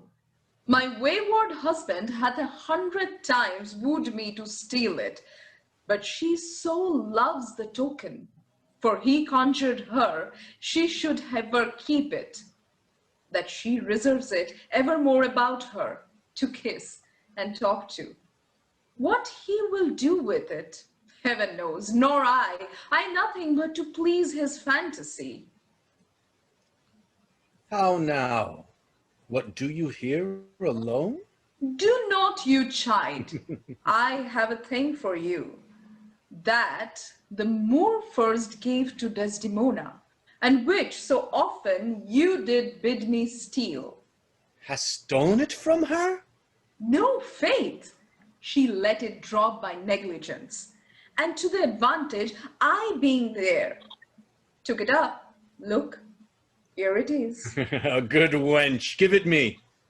What will you do with it, that you have been so earnest to have me filch it? Why? What's that to you? If it be not for some purpose of import, give it me again. Poor lady, she will run mad when she shall lack it. Be not unknown on it. I have use for it. Go, leave me. I will in Cassio's lodging lose this napkin, and let him find it. Trifles light as air are to the jealousy's confirmation strong as proof of holy writ. This may do something. Moor's already changes with my poison. Look where he comes. Why, how now, General? Avaunt, be gone. Thou hast set me on the rack. I swear 'tis better to be much abused than but to know a little. How now, my lord? What sense had I o'er her stolen hours of lust? I saw it not, thought it not, it harmed not me. I slept the next night well, fed well, was free and merry. I found not Cassio's kisses on her lips. He that is robbed, not wanting what is stolen, let him not know it, and he's not robbed at all. I had been happy if the general camp, pioneers and all, had tasted her sweet body, so I had nothing known. Oh, now, forever farewell the tranquil mind. Farewell content, farewell the plummet troops and the big wars that make ambition virtue. Oh, farewell. Villain, be sure thou prove my love a whore, be sure of it. Give me the ocular proof, or by the worth of man's eternal soul, thou hadst been better have been born a dog than answer my wicked wrath. It's come to this. Take me to see it, or at the least so prove it that the probation bear no hinge nor loop to hang a doubt on or woe upon thy life. My noble lord! If thou dost slander her and torture me, never pray more. Abandon all remorse. On horror's head horrors accumulate. Do deeds to make heaven weep, all earth amazed. For nothing canst thou to damnation add greater than that. Oh, grace, oh, heaven, forgive me. Are you a man? Have you soul or sense? God be with you, take mine office. O wretched fool, O monstrous world, take note, O world. To be direct and honest is not safe. I'll thank you for this profit. And from hence, I love no friend, sith love breeds such offense. Nay, stay. Thou shouldst be honest. I should be wise, for honesty's a fool and loses that it works for. By the world, I think my wife be honest and think she is not. I think that thou art just and think thou art not. I'll have some proof. Her name, that was as fresh as Dian's visage, is now begrimed and black as mine own face. I'll not endure it, would I were satisfied. I see, sir, you are eaten up with passion. I do repent me that I put it to you. You would be satisfied? Would? Nay, I will.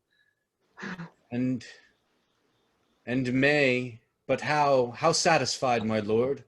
Would you, the supervisor, grossly gape on, behold her taught? Death and damnation. Oh. It were a tedious difficult, I think, to bring them to that prospect. How then? Is it impossible you should see this? Were they as primed as goats, as hot as monkeys, as salt as wolves in pride, and fools as gross as ignorance made drunk? But yet I say, if imputation and strong circumstances which lead directly to the door of it will give you satisfaction, you may have it. Give me a living reason she's disloyal. I do not like the office, but sith I am entered in this cause so far, pricked to be the foolish honest and love, I will go on. There are a kind of men so loose of souls that in their sleeps will mutter their affairs. One of this kind is Cassio. In sleep I heard him say, "Sweet Desdemona, let us be wary, let us hide our loves." And then, sir, would he sigh, cry, "Oh, sweet creature," cried, "cursed fate that gave thee to the Moor." Oh, monstrous, monstrous. Nay, this was but a dream. But this denoted a foregone conclusion. I'll tear her all to pieces. Nay, but be wise. Yet we see nothing done. She may be honest yet. Tell me but this. Have you not sometimes seen a handkerchief spotted with strawberries in your wife's hand? I gave her such a one. 'Twas my first gift. I know not that, but such a handkerchief. I am sure it was your wife's. Did I today see Cassio wipe his beard with? If it be that. If it be that, or any that was hers, it speaks against hers with the other's proof. Now do I see 'tis true. Look here, Iago. On my fond love thus do I blow to heaven. 'Tis gone. Arise, black vengeance, from thy hollow hell. Yield up, O love, thy crown and hearted throne to tyrannous hate. O blood, blood, blood.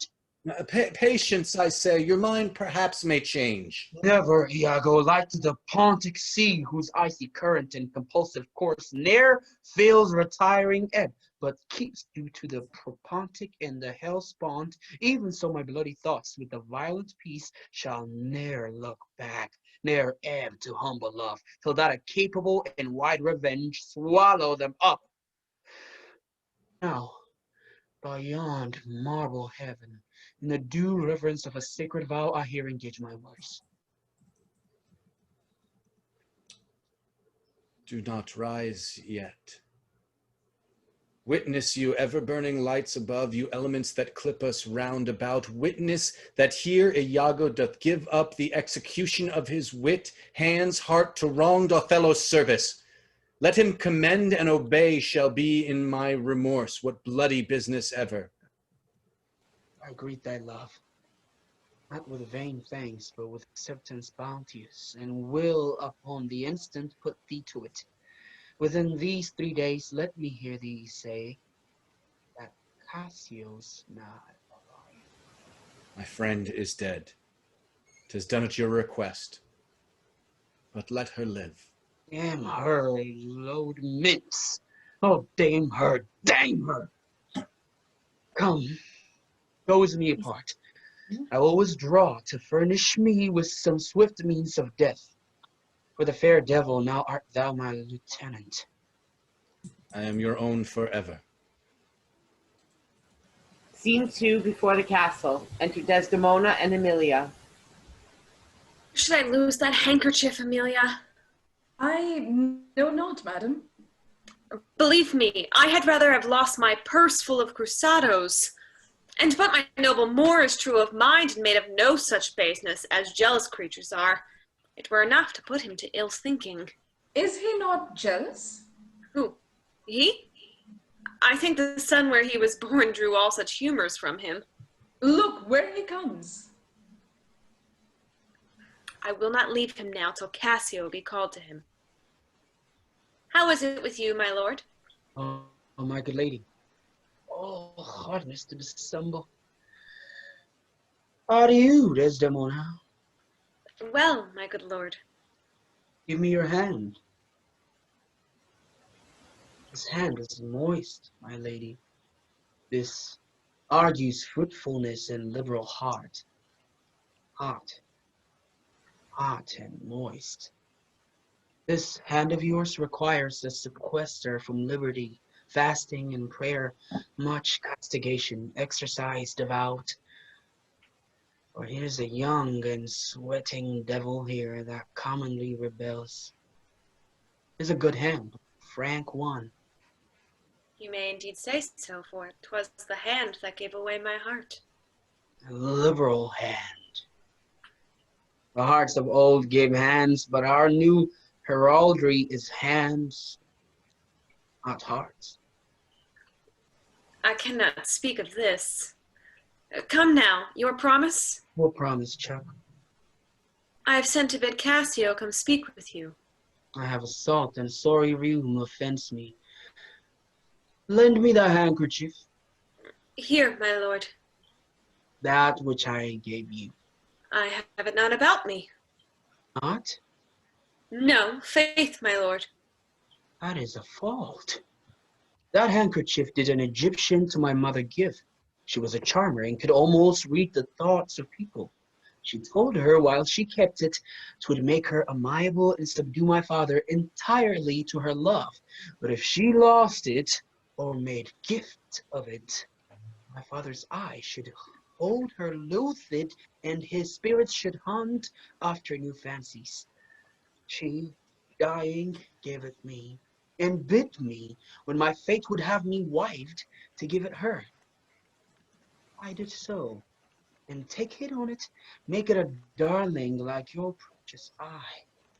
To lose it or give it away were such perdition that nothing else could match. Is it possible? 'Tis true, there is magic in the web of it. In faith, is it true? Most veritable. Therefore look to it well. Then would to God that I had never seen it. Huh? Wherefore? Is it lost? Is it gone? Speak, is it out of the way? Oh, bless us. Not lost, but won, and if it were. How? I say, it is not lost. Fetch it. Let me see it.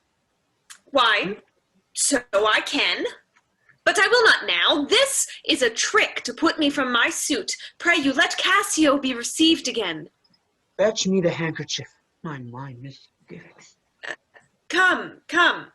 You'll never meet a more sufficient man. The handkerchief. I pray, talk me of Cassio. The handkerchief! A man that all his time hath founded his good fortunes on your love, shared dangers with you. The handkerchief! In faith, you are to blame. Zeus! Is not this man jealous? I ne'er saw this before. Sure, there's some wonder in this handkerchief. I am most unhappy in the loss of it.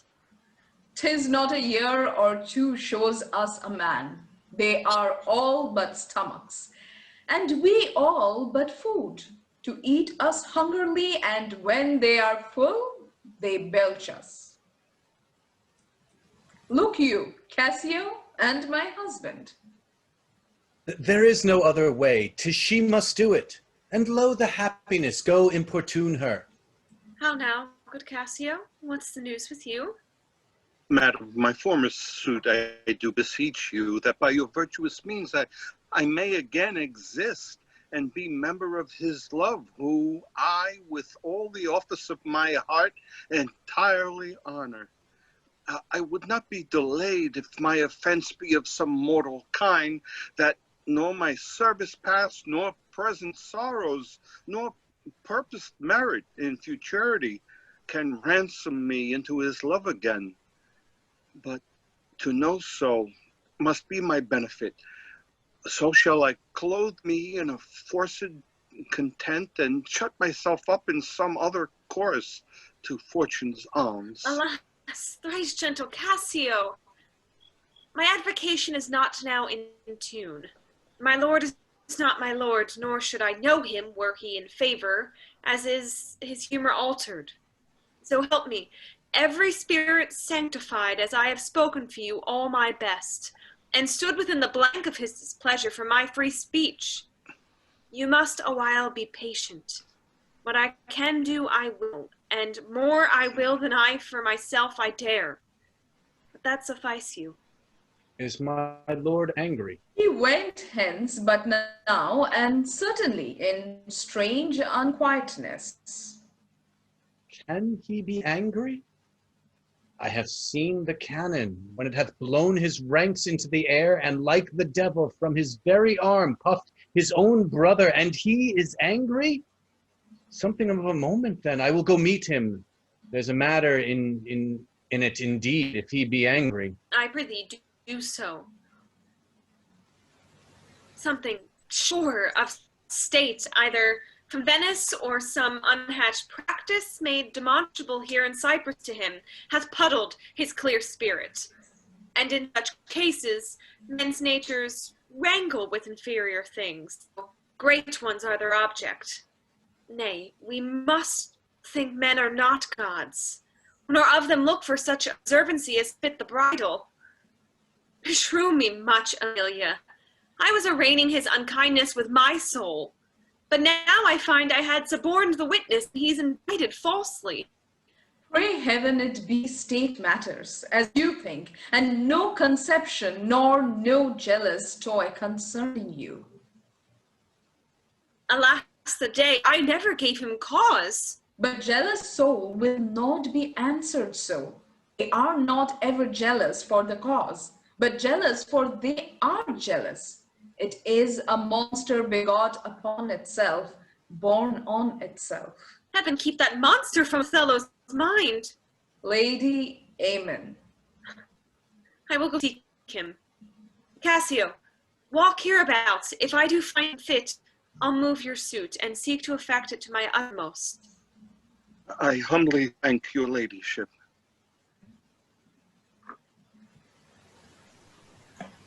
Save you, friend Cassio.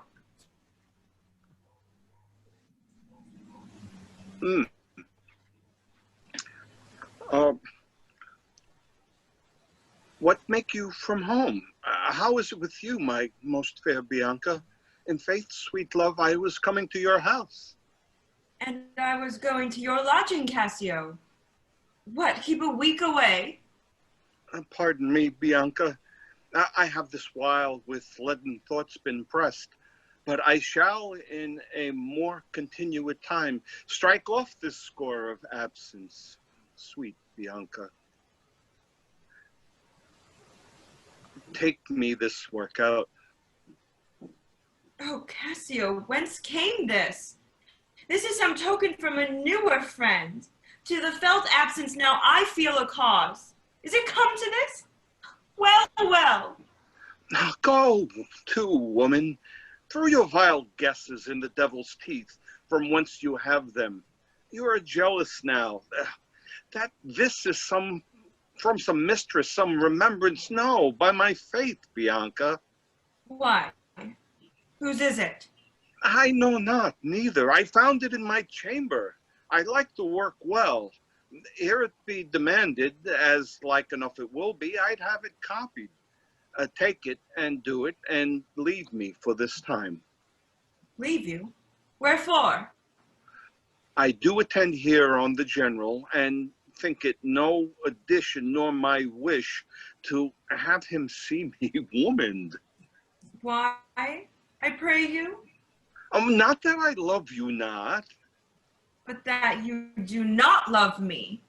I pray you bring me on the way a little, and say, if I shall see you soon at night.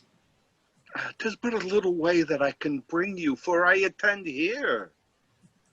'Tis very good. I must be circumstanced.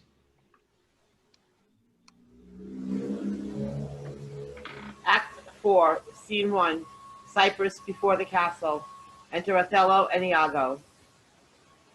Will you think so? Think so, Iago. What, to kiss in private? An unauthorized kiss. Or to be naked with her friend in bed an hour more, not meaning any harm? Naked in bed, Iago, and not mean harm? It is hypocrisy against the devil. If they do nothing, 'tis a venial slip. But if I give my wife a handkerchief... What then? Why, then 'tis hers, my lord. And being hers, she may, I think, bestow it on any man. He is protectress of her honor, too. May she give that? Her honor is an essence that's not seen. They have it very oft, and that have it not. But for the handkerchief... By heaven, I would most gladly have forgot it.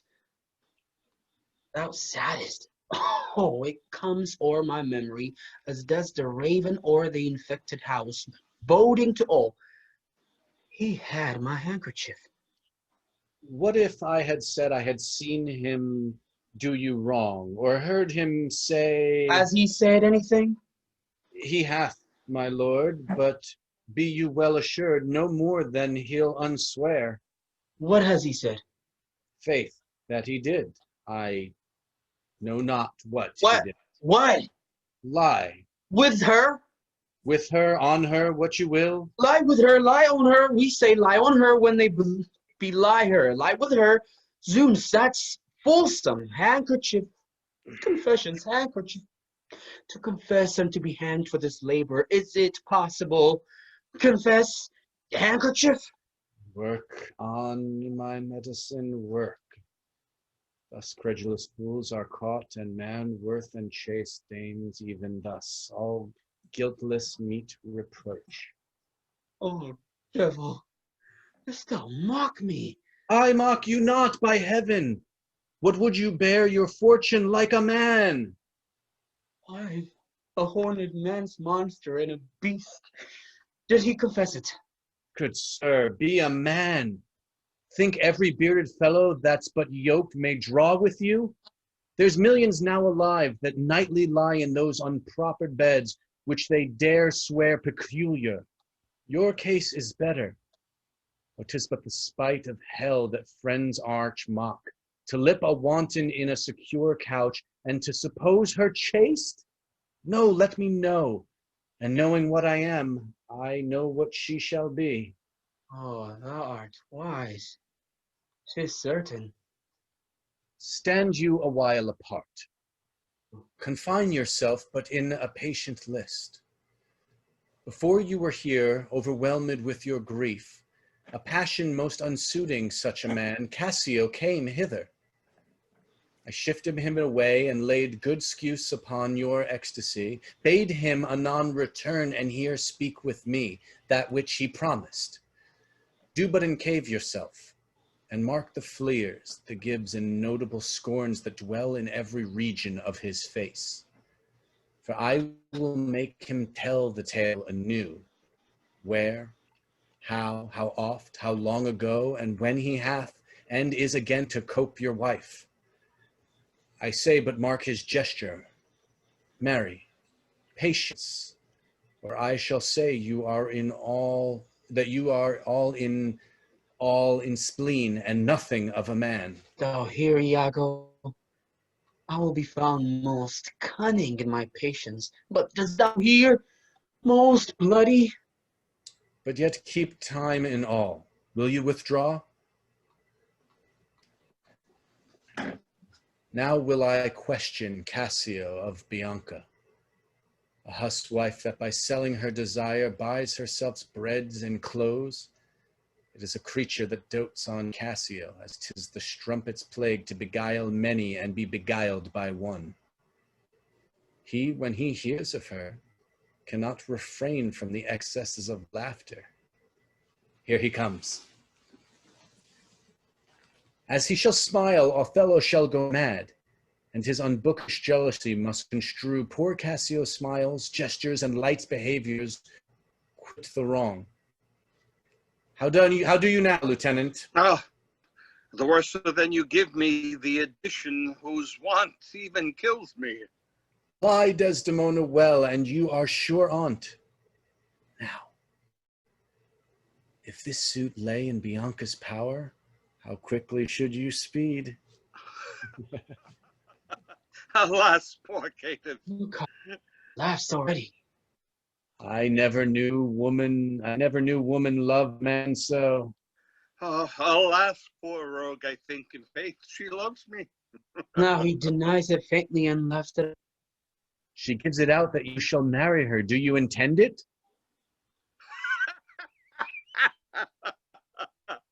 I marry her? What, a customer? Prithee, bear some charity to my wit. Do not think it so unwholesome. So. He laughed at winners. Faith, the cry goes that you shall marry her. Approve. I am very villain else.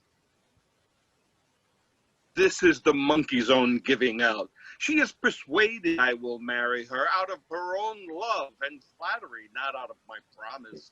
She was here even now. She haunts me in every place. I was the other day talking on the sea bank with certain Venetians, and thither comes the bauble, and by this hand she fools me thus about my neck.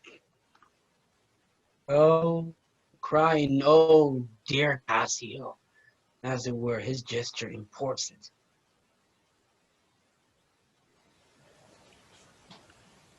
She hangs and lolls and weeps upon me, so shakes and pulls me. Now she plugged him to my chamber. Oh, I see the nose of yours, but not the dog I shall throw to.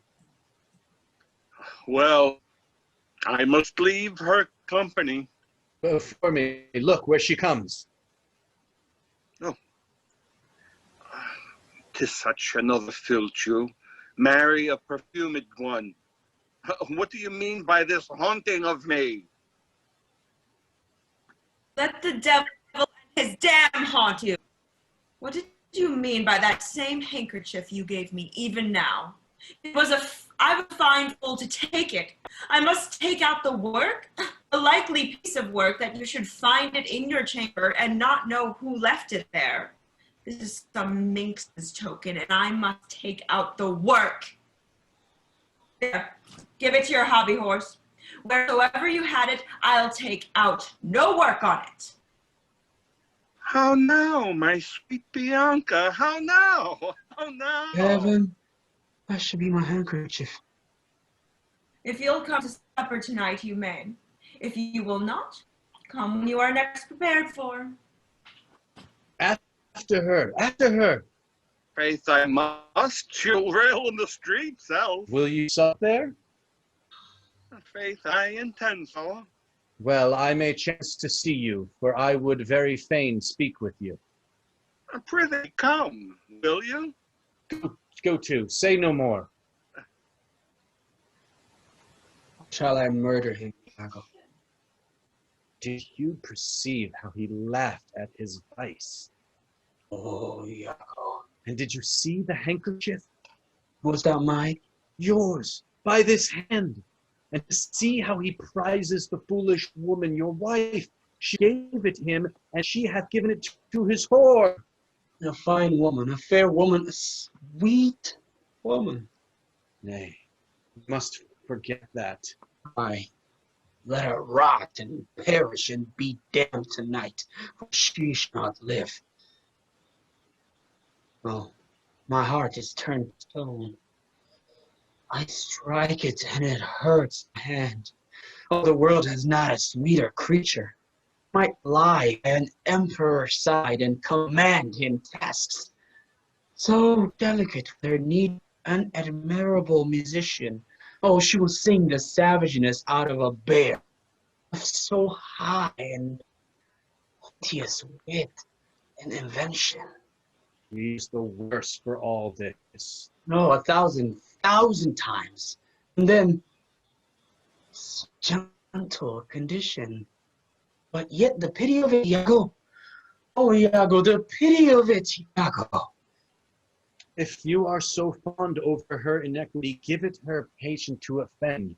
For if it touch not you, it comes near nobody. I will chop her into messes. A cold me? Oh, 'tis foul in her. With mine altar? That's fouler. Give me some poison, Iago. This night, I'll not postulate with her, lest her body and beauty unprovide my mind again. This night, Iago. Do it not with poison. Strangle her in bed, even the bed she hath contaminated. But good. The justice of it pleases. Very good. And for Cassio, let me be his undertaker. You shall hear more by midnight. Excellent, good. A trumpet. What trumpet is that saying? I warrant something from Venice. 'Tis Lodovico, this comes from the Duke. See, your wife is with him. God save you, worthy general. Though my heart, sir. The Duke and senators of Venice greet you. I'm very glad to see you, Signor. Welcome to Cyprus. I thank you. How does Lieutenant Cassio? Lives, sir. Cousin, there is fallen between him and my lord an unkind breach, but you shall make all well. Are you sure of that? My lord? This fail you not to do, as you will. He did not call. He's busy in the paper. Is there a division twixt my lord and Cassio? A most unhappy one. I would do much to atone them for the love I bear to Cassio. Fire and brimstone. But is he angry? Maybe the letter moved him, for as I think they do send him home, deputing Cassio in his government. Oh, by my troth, I am glad on it. Indeed? Why, sweet Othello. Devil! I have not deserved this. My lord, this would not be believed in Venice.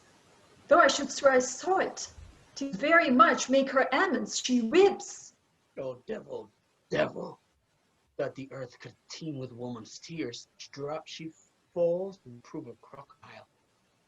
Utterly sight. I will not stay to offend you. Truly an obedient lady. I do beseech your lordship, call her back. Mistress, My lord? what would you with her, sir? Who, I, my lord? Aye, you did wish that I make her turn. Sir, she can turn and turn, and yet go on and turn again. And she can weep, sir, weep. She's obedient, as you say, obedient, very obedient. Proceed you in your tears. Concerning this, sir, oh, well-painted passion. I am commanded home. Get you away, I'll send for you anon. Sir, I obey the mandate, and will return to Venice. Hence, avaunt! Cassio shall have my place. And, sir, tonight I do entreat that we may sup together.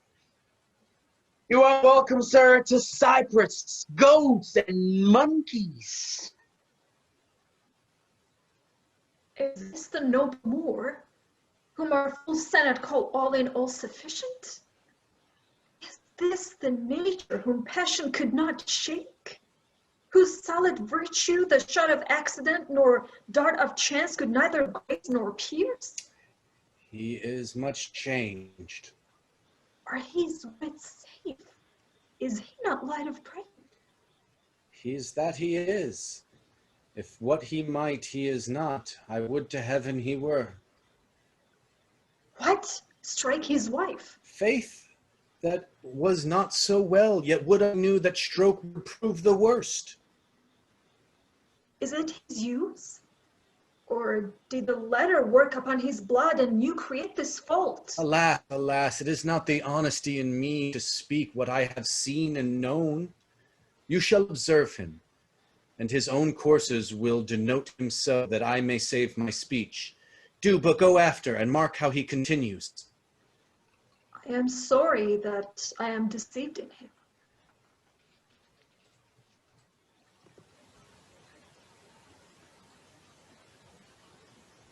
Scene 2, a room in the castle. Enter Othello and Emilia.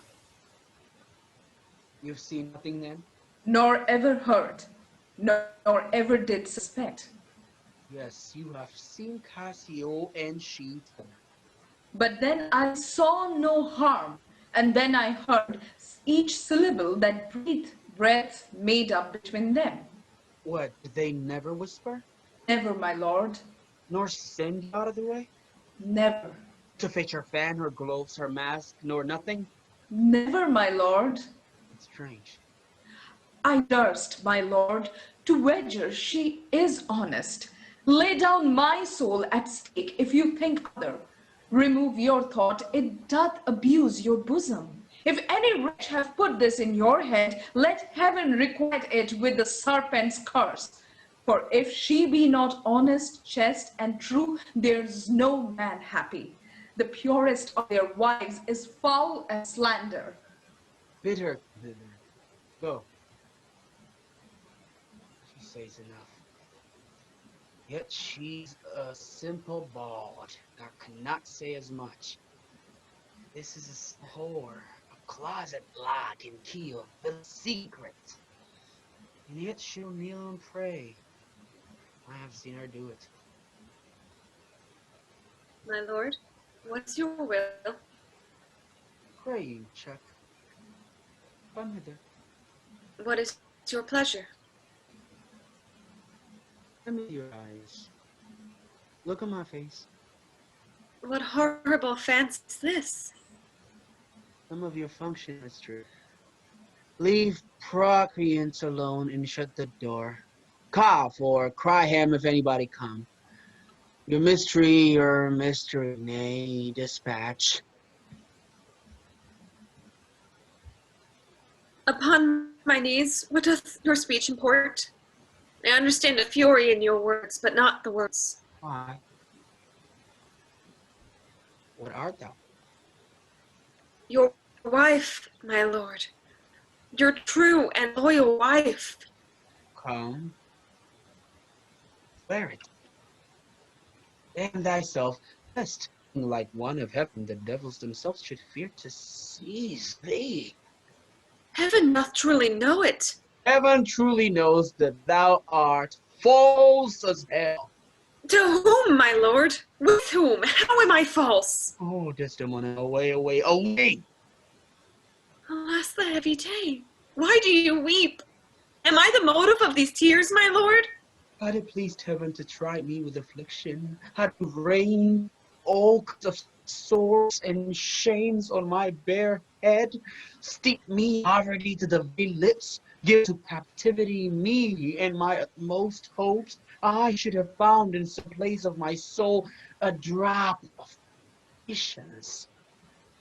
But alas, to make me a fixed for the time of scorn, to point his slow, unmoving finger at, oh, that wheat, art lovely air and smell is so sweet, but scent arches like thee.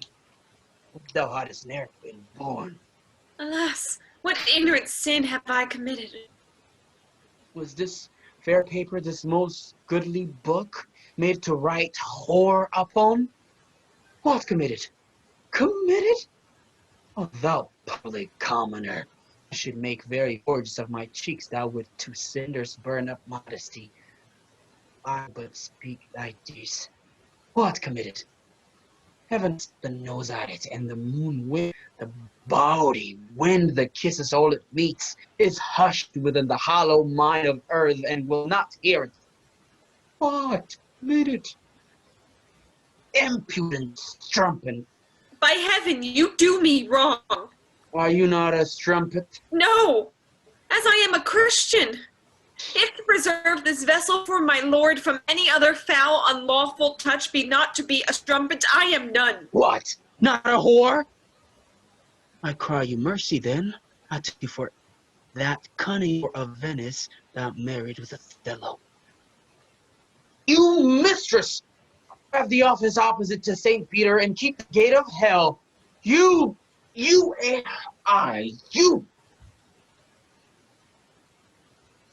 We have done our court. There is money for your pains. Good madam, what's the matter with my lord? With who? Why, with my lord, madam? Who is my lord? He is yours, sweet lady. I have none. Do not talk to me, Emilia. I cannot weep, nor answers have I none, but what should go by water. Prithee, tonight, lay on my bed my wedding sheets. Remember, and call thy husband thither. Here is a change indeed. How have I been behaved that he might stick the smallest opinion on my least misuse? What is your pleasure, madam? How is it with you? I cannot tell. What's the matter, lady? Alas, Iago, my lord hath so behord her, thrown such despite and heavy terms upon her as true hearts cannot bear. Am I that name, Iago? What name, fair lady? Such as she says my lord did say I was. He called her whore. Why did he so? Check on kittens before it goes there. I do not know. I am sure I am none such. Do not weep, alas the day. Hath she forsook so many noble matches, her father and her country and her friends, to be called whore? Would it not make one weep? It's my wretched fortune. Shrew him for it. How comes this trick upon him? Nay, heaven doth know. I will be hanged if some eternal villain, some busy and insinuating rogue, some cogging, cozening slave to get some office, have not devised this slander. I will be hanged else. Fie, there's no such a man. It's impossible. If any such there be, heaven pardon him. A halter pardon him, and hell gnaw his bones. Why should he call her whore? Who keeps her company? What place? What time? What form? What likelihood?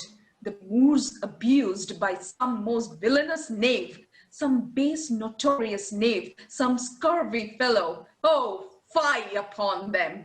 Some such squire he was that turned your wit, that see me side without, and made you to suspect me with the Moor. You are a fool. Go to. Alas, Iago, what shall I do to win my lord again? Good friend, go to him. For by this light of heaven, I know not how I lost him. Here I kneel. If e'er my will did trespass against his love, either in discourse of thought or actual deed, or that mine eyes, mine ears, or any sense delighted them in any other form, or that I do not yet, and ever did, and ever will, he do shake me off to beggarly divorcement, loves him dearly, comfort forswear me. Unkindness may do much, and his unkindness may defeat my life, but never taint my love. I cannot say whore. It does abhor me now I speak the word. To do the act the addition earn, not the world's mass of vanity could make me. I pray you, be content. 'Tis but his humor. The business of the state does him offense, and he does chide with you. If 'twere no other. It is but so, I warrant. Hark, how these trumpets instruments summons to supper. Go in and weep not. All things shall be well. How now, Roderigo?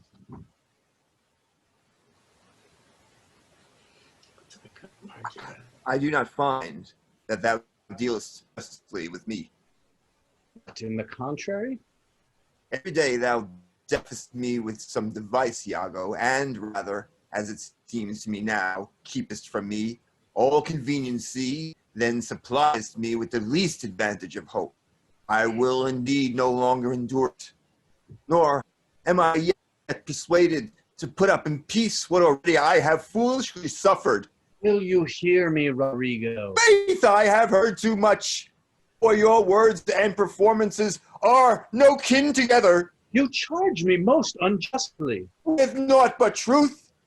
I have wasted myself out of my means.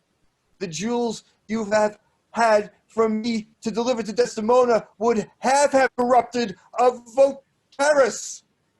You have told me she hath received them and returned me expectations and comforts of sudden respect and acquaintance. But I find none. Well, go to. Very well. Very well. Go to. I cannot go to, man, nor 'tis not very well. By this hand, I say 'tis very scurvy, and begin to find myself fopped in it. Very well. I tell you 'tis not very well. I will make myself known to Desdemona, and if she will return me my jewels, I will give over my suit and repent my unlawful solicitation. If not, assure yourself, I will seek satisfaction of you. Have said now. I, and said nothing but what I protest intentment of doing. Why, now I see there's metal in thee. And even from this instant to build on thee a better opinion than ever before. Give me thy hand, Roderigo. Thou hast taken against me a most just expectation, but yet I protest I have dealt most directly in thy affair. I grant indeed it hath not appeared, and in your suspicion is not without wit and judgment, but Roderigo, if thou hast that in thee, indeed which I have greater reason to believe now than ever, I mean purpose, courage, and valor, this night show it.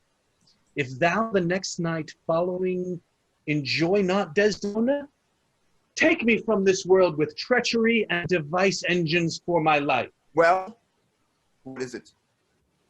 Is it within reason and compass? Sir, there is a special commission come from Venice to depute Cassio in Othello's place. Is it true? Why then, Othello and Desdemona return again to Venice? Oh, no. He goes into Mauritania and takes away with him to fair Desdemona, unless he abode be lingered here by some accident, wherein none can be so determinate as removing of Cassio. How do you mean, removing of him? Why, by making him incapable of Othello's place, knocking out his brains. And that you would have me do? Aye, if you dare do yourself profit and aright. He sups tonight with the harlotry, and thither will I go to him. He knows not yet of his honorable fortune. You will watch his going thence, which I shall fashion to fall out between 12 and 1. You may take him at your pleasure. I will be near to second your attempt, and he shall fall between us. Come, stand not amazed at it, but go along with me. I will show you such a necessity in his death that you shall think yourself bound to put it on him. It is now high supper time, and the night grows to waste about it. I will hear further reason for this. And you shall be satisfied.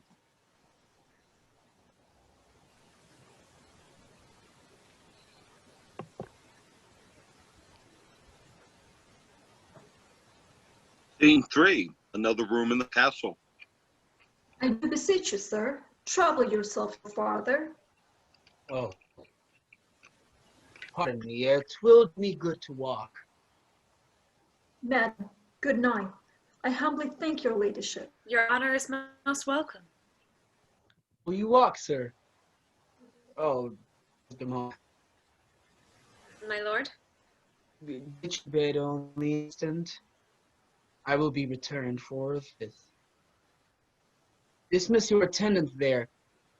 Look it done. I will, my lord. How goes it now? He looks gentler than he did. He says he will return incontinent. He hath commanded me to go to bed and bade me to dismiss you. Dismiss me? It was his bidding. Therefore, good Emilia, give me my nightly wearing and adieu. We must not now displease him. I would you had never seen him. So would not I. My love doth so approve him, that even his stubbornness, his checks, his frowns, prithee, unpin me, have grace and favor in them. I have laid those sheets you laid me on the bed. As one. Good faith, how foolish are our minds. If I do die before thee, prithee, shroud me in one of those same sheets. Come, come, you talk. My mother had a maid called Barbary. She was in love, and he she loved proved mad and did forsake her. The song of Willow, an old thing 'twas, but it expressed her fortune, and she died singing it. That song tonight will not go from my mind. I have so much to do but to go hang my head all at one side and sing it like poor Barbary. Unpin me here. This Lodovico is a proper man. A very handsome man. He speaks well. I know a lady in Venice would have walked barefoot to Palestine for a touch of his nether lip. The poor soul sat sighing by a sycamore tree, sing all a green willow. Her hand on her bosom, her head on her knee.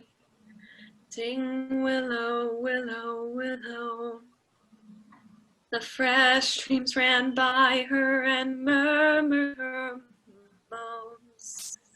Sing willow, willow, willow. Her salt tears fell from her and softened the stones. Sing willow, willow, willow. Prithee, Heidi, come on. Sing all a green willow must be my garland. Let nobody blame him, his scorn I uproot. Nay, it's not next. Hark, who is it that knocks? It's the wind. I called my love false love. But what said he then? Sing willow, willow, willow. If I court more women, you'll couch with more men. So, get thee gone. Good night. Mine eyes do itch. Doth that bode weeping? I have heard it said so. Oh, these men, these men! Dost thou unconscious think, tell me, Emilia, that there be women do abuse their husbands in such gross kind? There be some such, no question. Wouldst thou do such a deed for all the world? Why, would not you? No, by this heavenly light. Nor I, neither by this heavenly light. I might do it as well, either dark. Wouldst thou do such a deed for all the world? The world's a huge thing. It is a great prize for a small vice. In troth, I think thou wouldst not. In troth, I think I should. and undo it when I had done. Mary, I would not do such a thing for a ring, gowns, petticoats, nor caps, nor any petty exhibition, but for the whole world. God's pity. Who would not make her husband a cuckold to make him a monarch? I should venture purgatory for it. Beshrew me if I would do such a wrong for the whole world. Why? The wrong is but a wrong eyed the world, and having the world for your labor is a wrong in your own world, and you might quickly make it right. I do not think there is any such woman. Yes, a dozen, and as many as the vantage as would store the world they played for. But I think it is their husbands' fault if wives do fall. Say that they slack their duties, pour our treasures into foreign laps, or else break out in peevish jealousies, throwing restraint upon us, or say they strike us, or scant our former having in despite. Why? We have gals, and though we have some grace, yet we have some revenge. Let husbands know their wives have sense like them. They see and smell and have their palates both for sweet and sour, as husbands have. What is it that they do when they change us for others? Is it sport? I think it is. And doth affection breed it? I think it doth. Is it frailty that thus errs? It is so too. And have not we affections, desires for sport and frailty as men have? Then let them use us well. Else, let them know the ills we do, their ills instruct us so. Good night, good night. God me such uses send, not to pick bad from bad, but by bad mend. Act 5, Scene 1. Cyprus, a dark street. Enter Iago and Roderigo. Here, stand behind this bulk. Straight will he come. Wear thy good rapier bare and put it home. Quick, quick, fear nothing. I'll be at thy elbow. It makes us or it mars us. Think on that, and fix most firm thy resolution. Be near at hand. I may miscarry it. Here, at thy hand, be bold, and take thy stand. Oh, I have no great devotion to the deed, and yet he hath given me satisfying reason. 'Tis but a man gone. Forth, my sword, he dies. I have rubbed this young quat almost to the sense, and he grows angry. Now, whether he will kill Cassio or Cassio kill him, each other do kill the other. Every way makes my gain.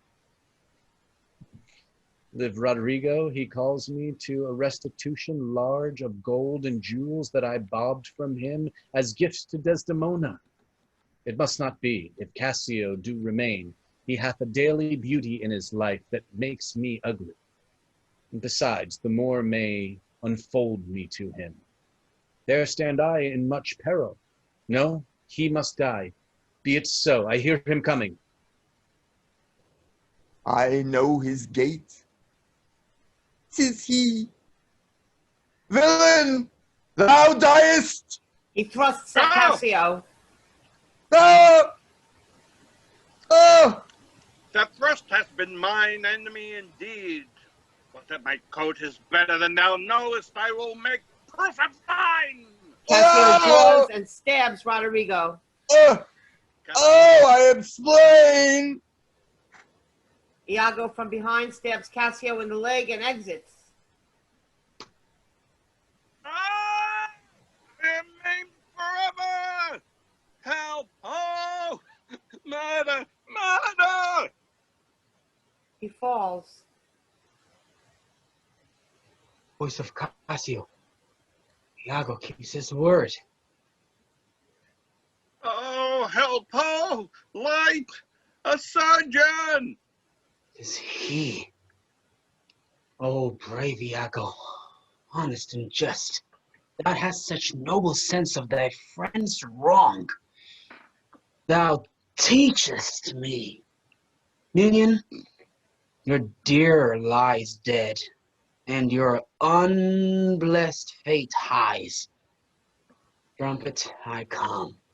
Fours of my heart, those charms, thine eyes are blotted. Thy bed, thus stained, shall with lust's blood be spotted. What ho? No watch, no passage. Murder, murder! Is some mischance? The voice is very direful. Oh, wretched villain! 2 or 3 groan. 'Tis a heavy night. These may be counterfeits. Let's think it unsafe to come into the cry without more help. Nobody come, then shall I bleed to death. Here's one comes in his shirt, with light and weapons. Who's there? What noise is this that cries on murder? Sir Lodovico, we do not know. This is Othello's ancient, as I take it. The same he did, a very valiant fellow. Here, here, for heaven's sake, help me! What are you here that cry so grievously? Iago, oh, I am spoiled, undone by villains. Give me some help. Oh me, Lieutenant, what villains have done this? I think that one of them is hereabout and cannot make away. Oh, treacherous villains! What are you there? Come in and give some help. Oh, help me here. That's one of them. Oh, murderous slave! Oh, villain! Iago kills Roderigo. Kill men in the dark? Where be these bloody thieves? How silent is this town? Ho! Murder! Murder! Here's Cassio hurt by villains. How is't, brother? Oh, my leg is cut in two. Marry, heaven forbid. Light, gentlemen, I'll bind it with my shirt. What is the matter, Ho? Who is it that cried? Oh, my dear Cassio, my sweet Cassio! Oh, Cassio, Cassio, Cassio! Oh, notable strumpet Cassio, may you suspect who they should be that have thus mangled you? No. Lend me a garter so I can offer chair to bear him easily hence. Alas, he faints! Oh, Cassio, Cassio, Cassio! Gentlemen all, I do suspect this trash to be a party in this injury. Patience a while, good Cassio. Come, come, lend me a light. Know we this face or no? Alas, my friend and my dear countryman Roderigo? No. Yes, sure. Oh, heaven, Roderigo! What, of Venice? Even he, sir, Signor Gratiano. I cry you gentle pardon, these bloody accidents must excuse my manners that so neglected you. How do you, Cassio? Oh, a chair, a chair! Roderigo? He, 'tis he! Oh, that's well said, the chair. He that lies slain here, Cassio, was my dear friend. What malice was between you? None in the world, nor do I know the man. What, look you pale? Oh, bear him out in the air. Stay you, good gentlemen. Look you pale. Mistress, do you perceive the ghastness of her eye? Nay, if you stare, we shall hear more anon. Behold her well, I pray you, look upon her. Do you see, gentlemen? Nay, guiltiness will speak, though tongues were out of use. Alas, what is the matter? What is the matter, husband? Cassio hath here been set on in the dark by Roderigo and fellows that are scaped.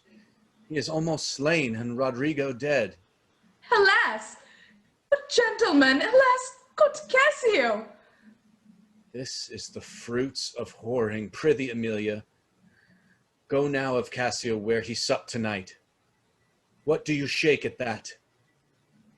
He supped at my house, but I therefore shake not.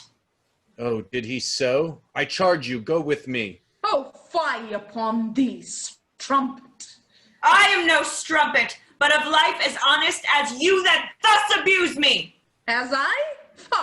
Fie upon thee! Kind gentlemen, let's go and see poor Cassio dressed. Come, mistress, you must tell another tale. Emilia, run to the citadel and tell my lord and lady what hath happened. Will you go on afore? This is the night that either makes me or fordoes me quite. Scene 2, a bedchamber in the castle. Desdemona in bed asleep, a light burns. Enter Othello.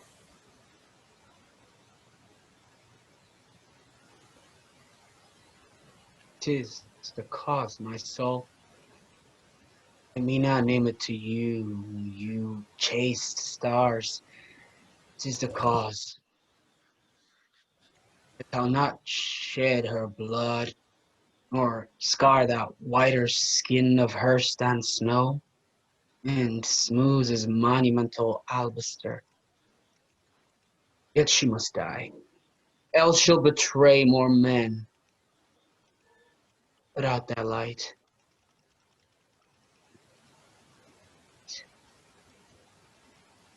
If I quench thee, thou flaming minister,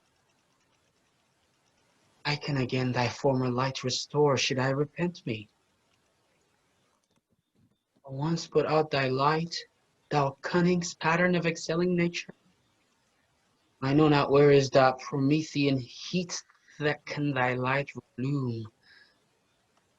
When I have plucked the rose, I cannot give it vital rose again. It must needs wither. One more. This is the last. So sweet was ne'er so fatal. I must weep. They are cruel tears. This sorrow's heavenly. Strikes me where it does love. She wakes.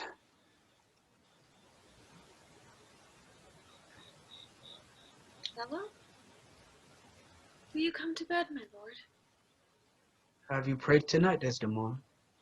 I, my lord? If you bethink yourself of any crime, unreconciled as yet to heaven and grace, solicit for it straight. Alack, my lord, what do you mean by that? Do it and be brief. I will walk by. I would not kill thy unprepared spirit. No, heaven forfend. I would not kill thy soul. Talk you of killing? I do. Then heaven have mercy on me. With all my heart. If you say so, I hope you will not kill me. And yet I fear you, for you are fatal then when your eyes roll so. Why I should fear I know not, since guiltiness I know not, but yet I feel fear. Think on thy sins. They are loves I bear to you. Aye, and for that thou diest. That death's unnatural that kills for loving. Alas, why gnaw you so your nether lip? Some bloody passion shakes your very frame. These are portents, but yet I hope they do not point on me. That handkerchief which I so loved and gave thee, thou gavest to Cassio. No, by my life and soul, send for the man and ask him. Sweet soul, take heed of perjury. Thou art on thy deathbed, therefore confess thee freely of thy sin. For to deny each article with oath cannot remove nor choke the strong conception that I do groan withal. Thou art to die. Then Lord have mercy on me, and have you mercy too. I never did offend you in my life, never loved Cassio, but with such general warranty of heaven as I might love. I never gave him token. By heaven, I saw my handkerchief in his hand. He found it then. I never gave it him. Send for him hither. Let him confess a truth. He hath confessed. What? my lord. That he has used thee. He will not say so. No. His mouth is stopped. Honest Iago has taken order for it. My fear interprets. What? Is he dead? Alas, he is betrayed, and I undone. Ouch! Trumpet! Weepest thou for him to my face? Oh, banish me, my lord, but kill me not. Oh, don't, Strumpet. Kill me tomorrow, let me live tonight. Nay, if you strive. But half an hour. Being done, there is no pause. But while I say one prayer. It is too late. My lord, what?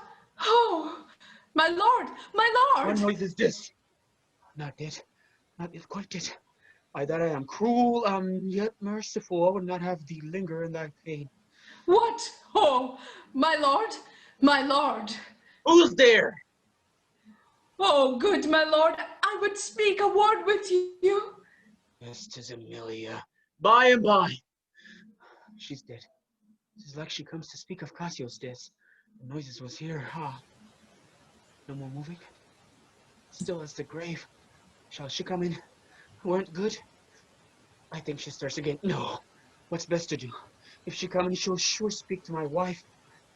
My wife. Oh, my wife? My wife? I have no wife. Oh, insupportable. Oh, every hour. I do beseech you that I may speak with you. Oh, good my lord. I forgot thee. Oh, come in, Emilia. Soft by and by. Let me the curtains draw. What's the matter with thee now? Oh, my good lord, yonder's foul murder's done. What? Now? But now, my lord, Cassio hath killed a young Venetian called Roderigo. Roderigo killed? And Cassio killed? No, Cassio is not killed. Not Cassio killed? The murder's out of tune and sweet revenge grows harsh. Oh, falsely murdered. Oh, Lord, what cry is that? That? What? Out! Alas, that was my lady's voice. Help, oh, help, oh lady, speak again. Sweet Desdemona, oh sweet mistress, speak. Oh, who hath done this deed? Nobody. I myself. Farewell. Commend me to my kind lord. Oh, farewell. She dies. Like a liar gone to burning hell. It was I that killed her. Oh, the more angel she, and you the blacker devil. She turned to folly, and she was a whore. Thou dost belie her, and thou art a devil. She was false as water. Thou art rash as fire to say that she was false. Oh, she was heavenly true. Cassio did tap her. Ask thy husband else. Oh, I were damned beneath all depth in hell, but that I did proceed upon just grounds to this extremity. Thy husband knew it all. My husband? Thy husband? That she was false to wedlock? I was Cassio. My husband? Aye, 'twas he that told me first. An honest man he is, and hates the slime that sticketh on filthy dicks. My husband? What needs the itterest woman? I say thy husband. Oh, mistress, villainy hath made mocks with love. My husband say that she was false? Woman, I say thy husband, dost thou understand the word? My friend, thy husband, honest, Iago. If he say so, may his pernicious soul rot half a grain a day. He lies to the heart. She was too fond of her most filthy bargain. Othello draws his sword. Oh, thy worst! This deed of thine is no more worthy heaven than thou wast worthy her. Thou hast not half that power to do me harm as I have to be hurt. O gull, O dolt, as ignorant as dirt, thou hast done a deed. I care not for thy sword. I'll make thee known. Though I lost 20 lives, help, help, oh, help! The Moor hath killed my mistress. Murder, murder! What is the matter? How now, General? Oh, are you come, Iago? You have done well. That men must lay their murders on your neck. What is the matter? Disprove this villain, if thou beest a man. He says, thou toldst him that his wife was false. I know thou didst not. Thou art not such a villain.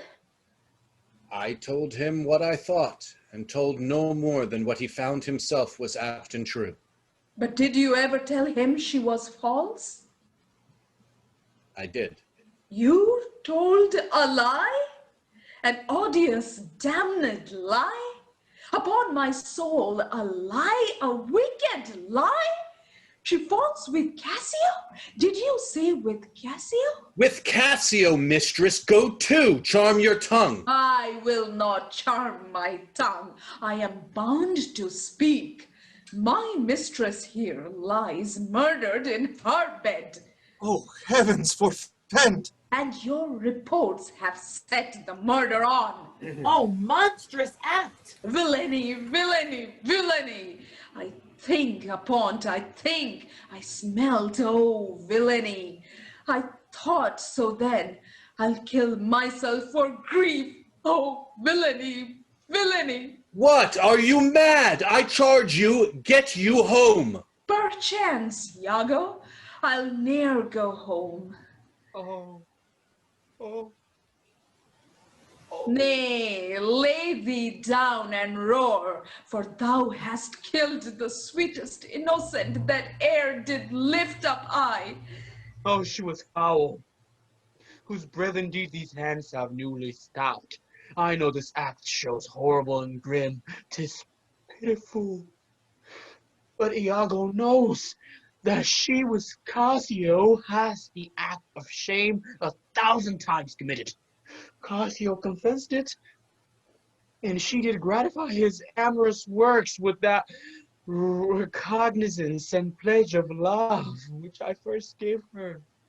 I saw it in his hand.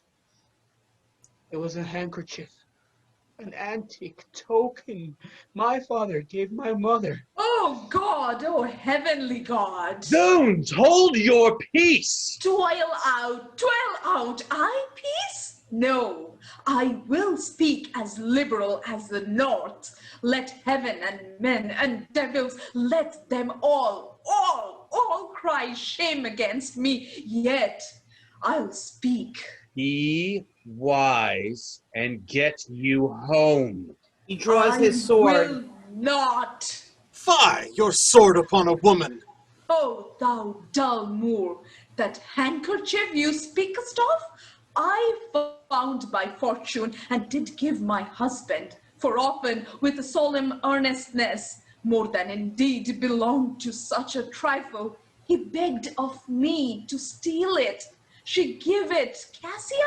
No, alas, I found it, and I did give it my husband. Filth, thou liest! By heaven, I do not, gentlemen. Oh, murderous coxcomb, what should such a fool do with so good a wife? Are there no stones in heaven? Or what, sir, for the thunder? Precious villain. The woman runs- falls. He runs at Iago, but is disarmed by Montano. Iago stabs Emilia and exits. Sure he hath killed his wife. Oh, lay me by my mistress' side. He's gone, but his wife's killed. 'Tis a notorious villain. Take you this weapon which I have here recovered from the Moor. Come, guard the door without. Let him not pass, but kill him rather. I'll after that same villain, for 'tis a damned slave. Let her go all. What did thy song bode, lady? Hark, canst thou hear me? I'll play the swan and die in music. Willow, willow, willow.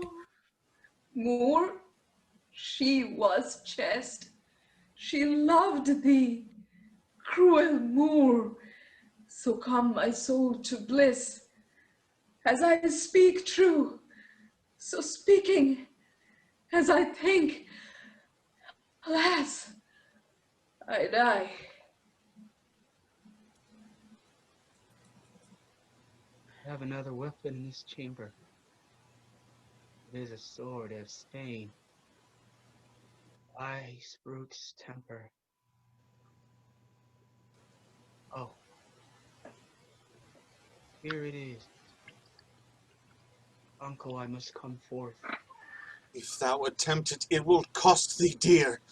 Thou hast no weapon and perforce must suffer. Looking upon me then and speak with me.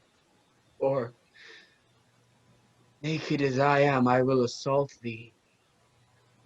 What is the matter? Behold, I have a weapon. A better never did itself sustain upon a soldier's thigh. I've seen the day. With this little arm and this good sword, I have made my way through more impediments than 20 times you stop. But, oh, vain boast, who can control his fate? It's not so now, be not afraid. Though you do see me weaponed, here is my journey's end.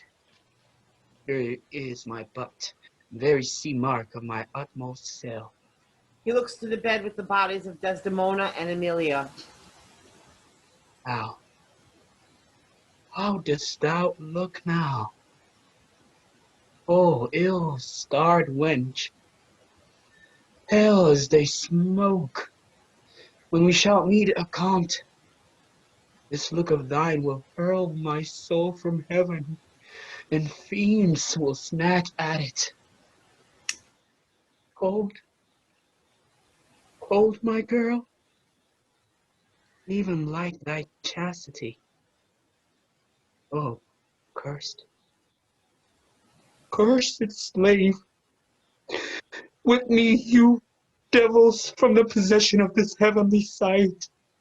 Blow me about in winds, roast me in sulfur, wash me in steep down gulfs of liquid fire. Oh, Desdemona, dead Desdemona.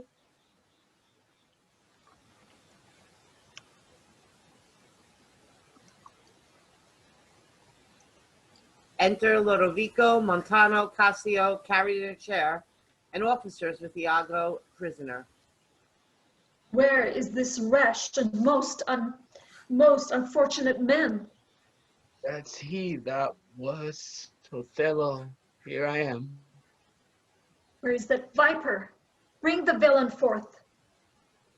I look down towards his feet. That's a fable. If that thou beest the devil, I cannot kill thee. He stabs Iago. Wrench his sword from him. Othello is disarmed. I bleed, sir, but not killed. I am not sorry neither. I'd have thee live. For my sins, 'tis happiness to die. Oh, thou, Othello, thou that was so good, fallen in the practice of a damned slave. This wretch hath part confessed his villainy. Did you and he consent in Cassio's death? I, Dear General, I never gave you cause. I do believe it. And I ask your pardon. Will you, I pray, damn to that demi-devil why he has thus ensnared my soul and body? Command me nothing. What you know, you know. From this time forth, I never will speak word. What, not to pray? Torments will ope your lips. Oh, thou dost best. Sir, you shall understand what hath befallen, which as I think you know not.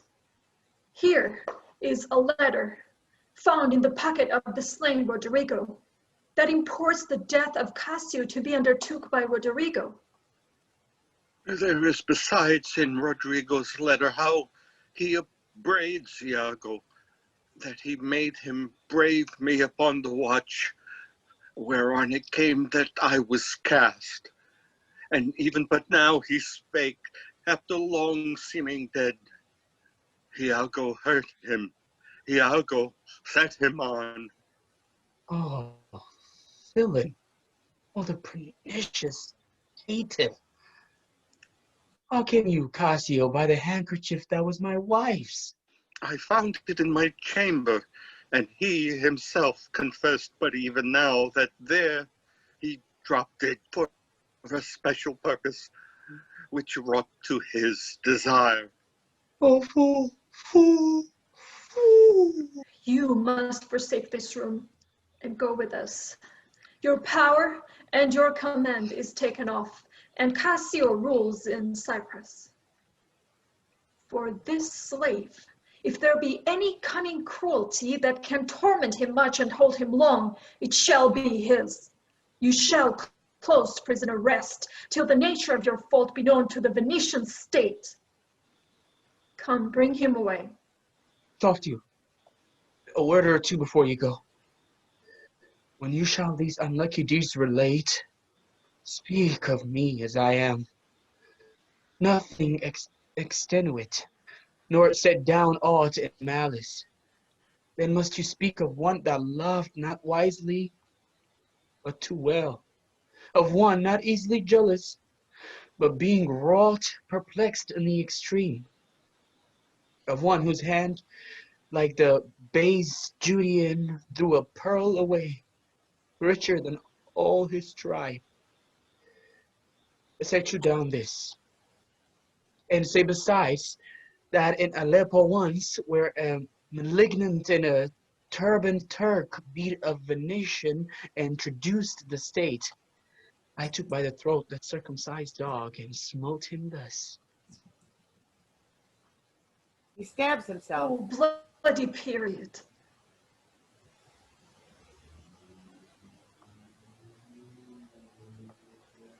But he speaks. Kiss thee ere I kill thee, no way but this, killing myself to die upon a kiss. He falls on the bed and dies. This did I fear, who thought he had no weapon. O Spartan dog, look on the tragic loading of this bed. This is thy work. The object poisons sight. Let it be hid. To you, Lord Governor, remains the censure of this hellish villain, the time, the place, the torture, oh, enforce it. Myself will straight aboard, and to the state this heavy act with heavy heart relate. End of play. We survived. Yay.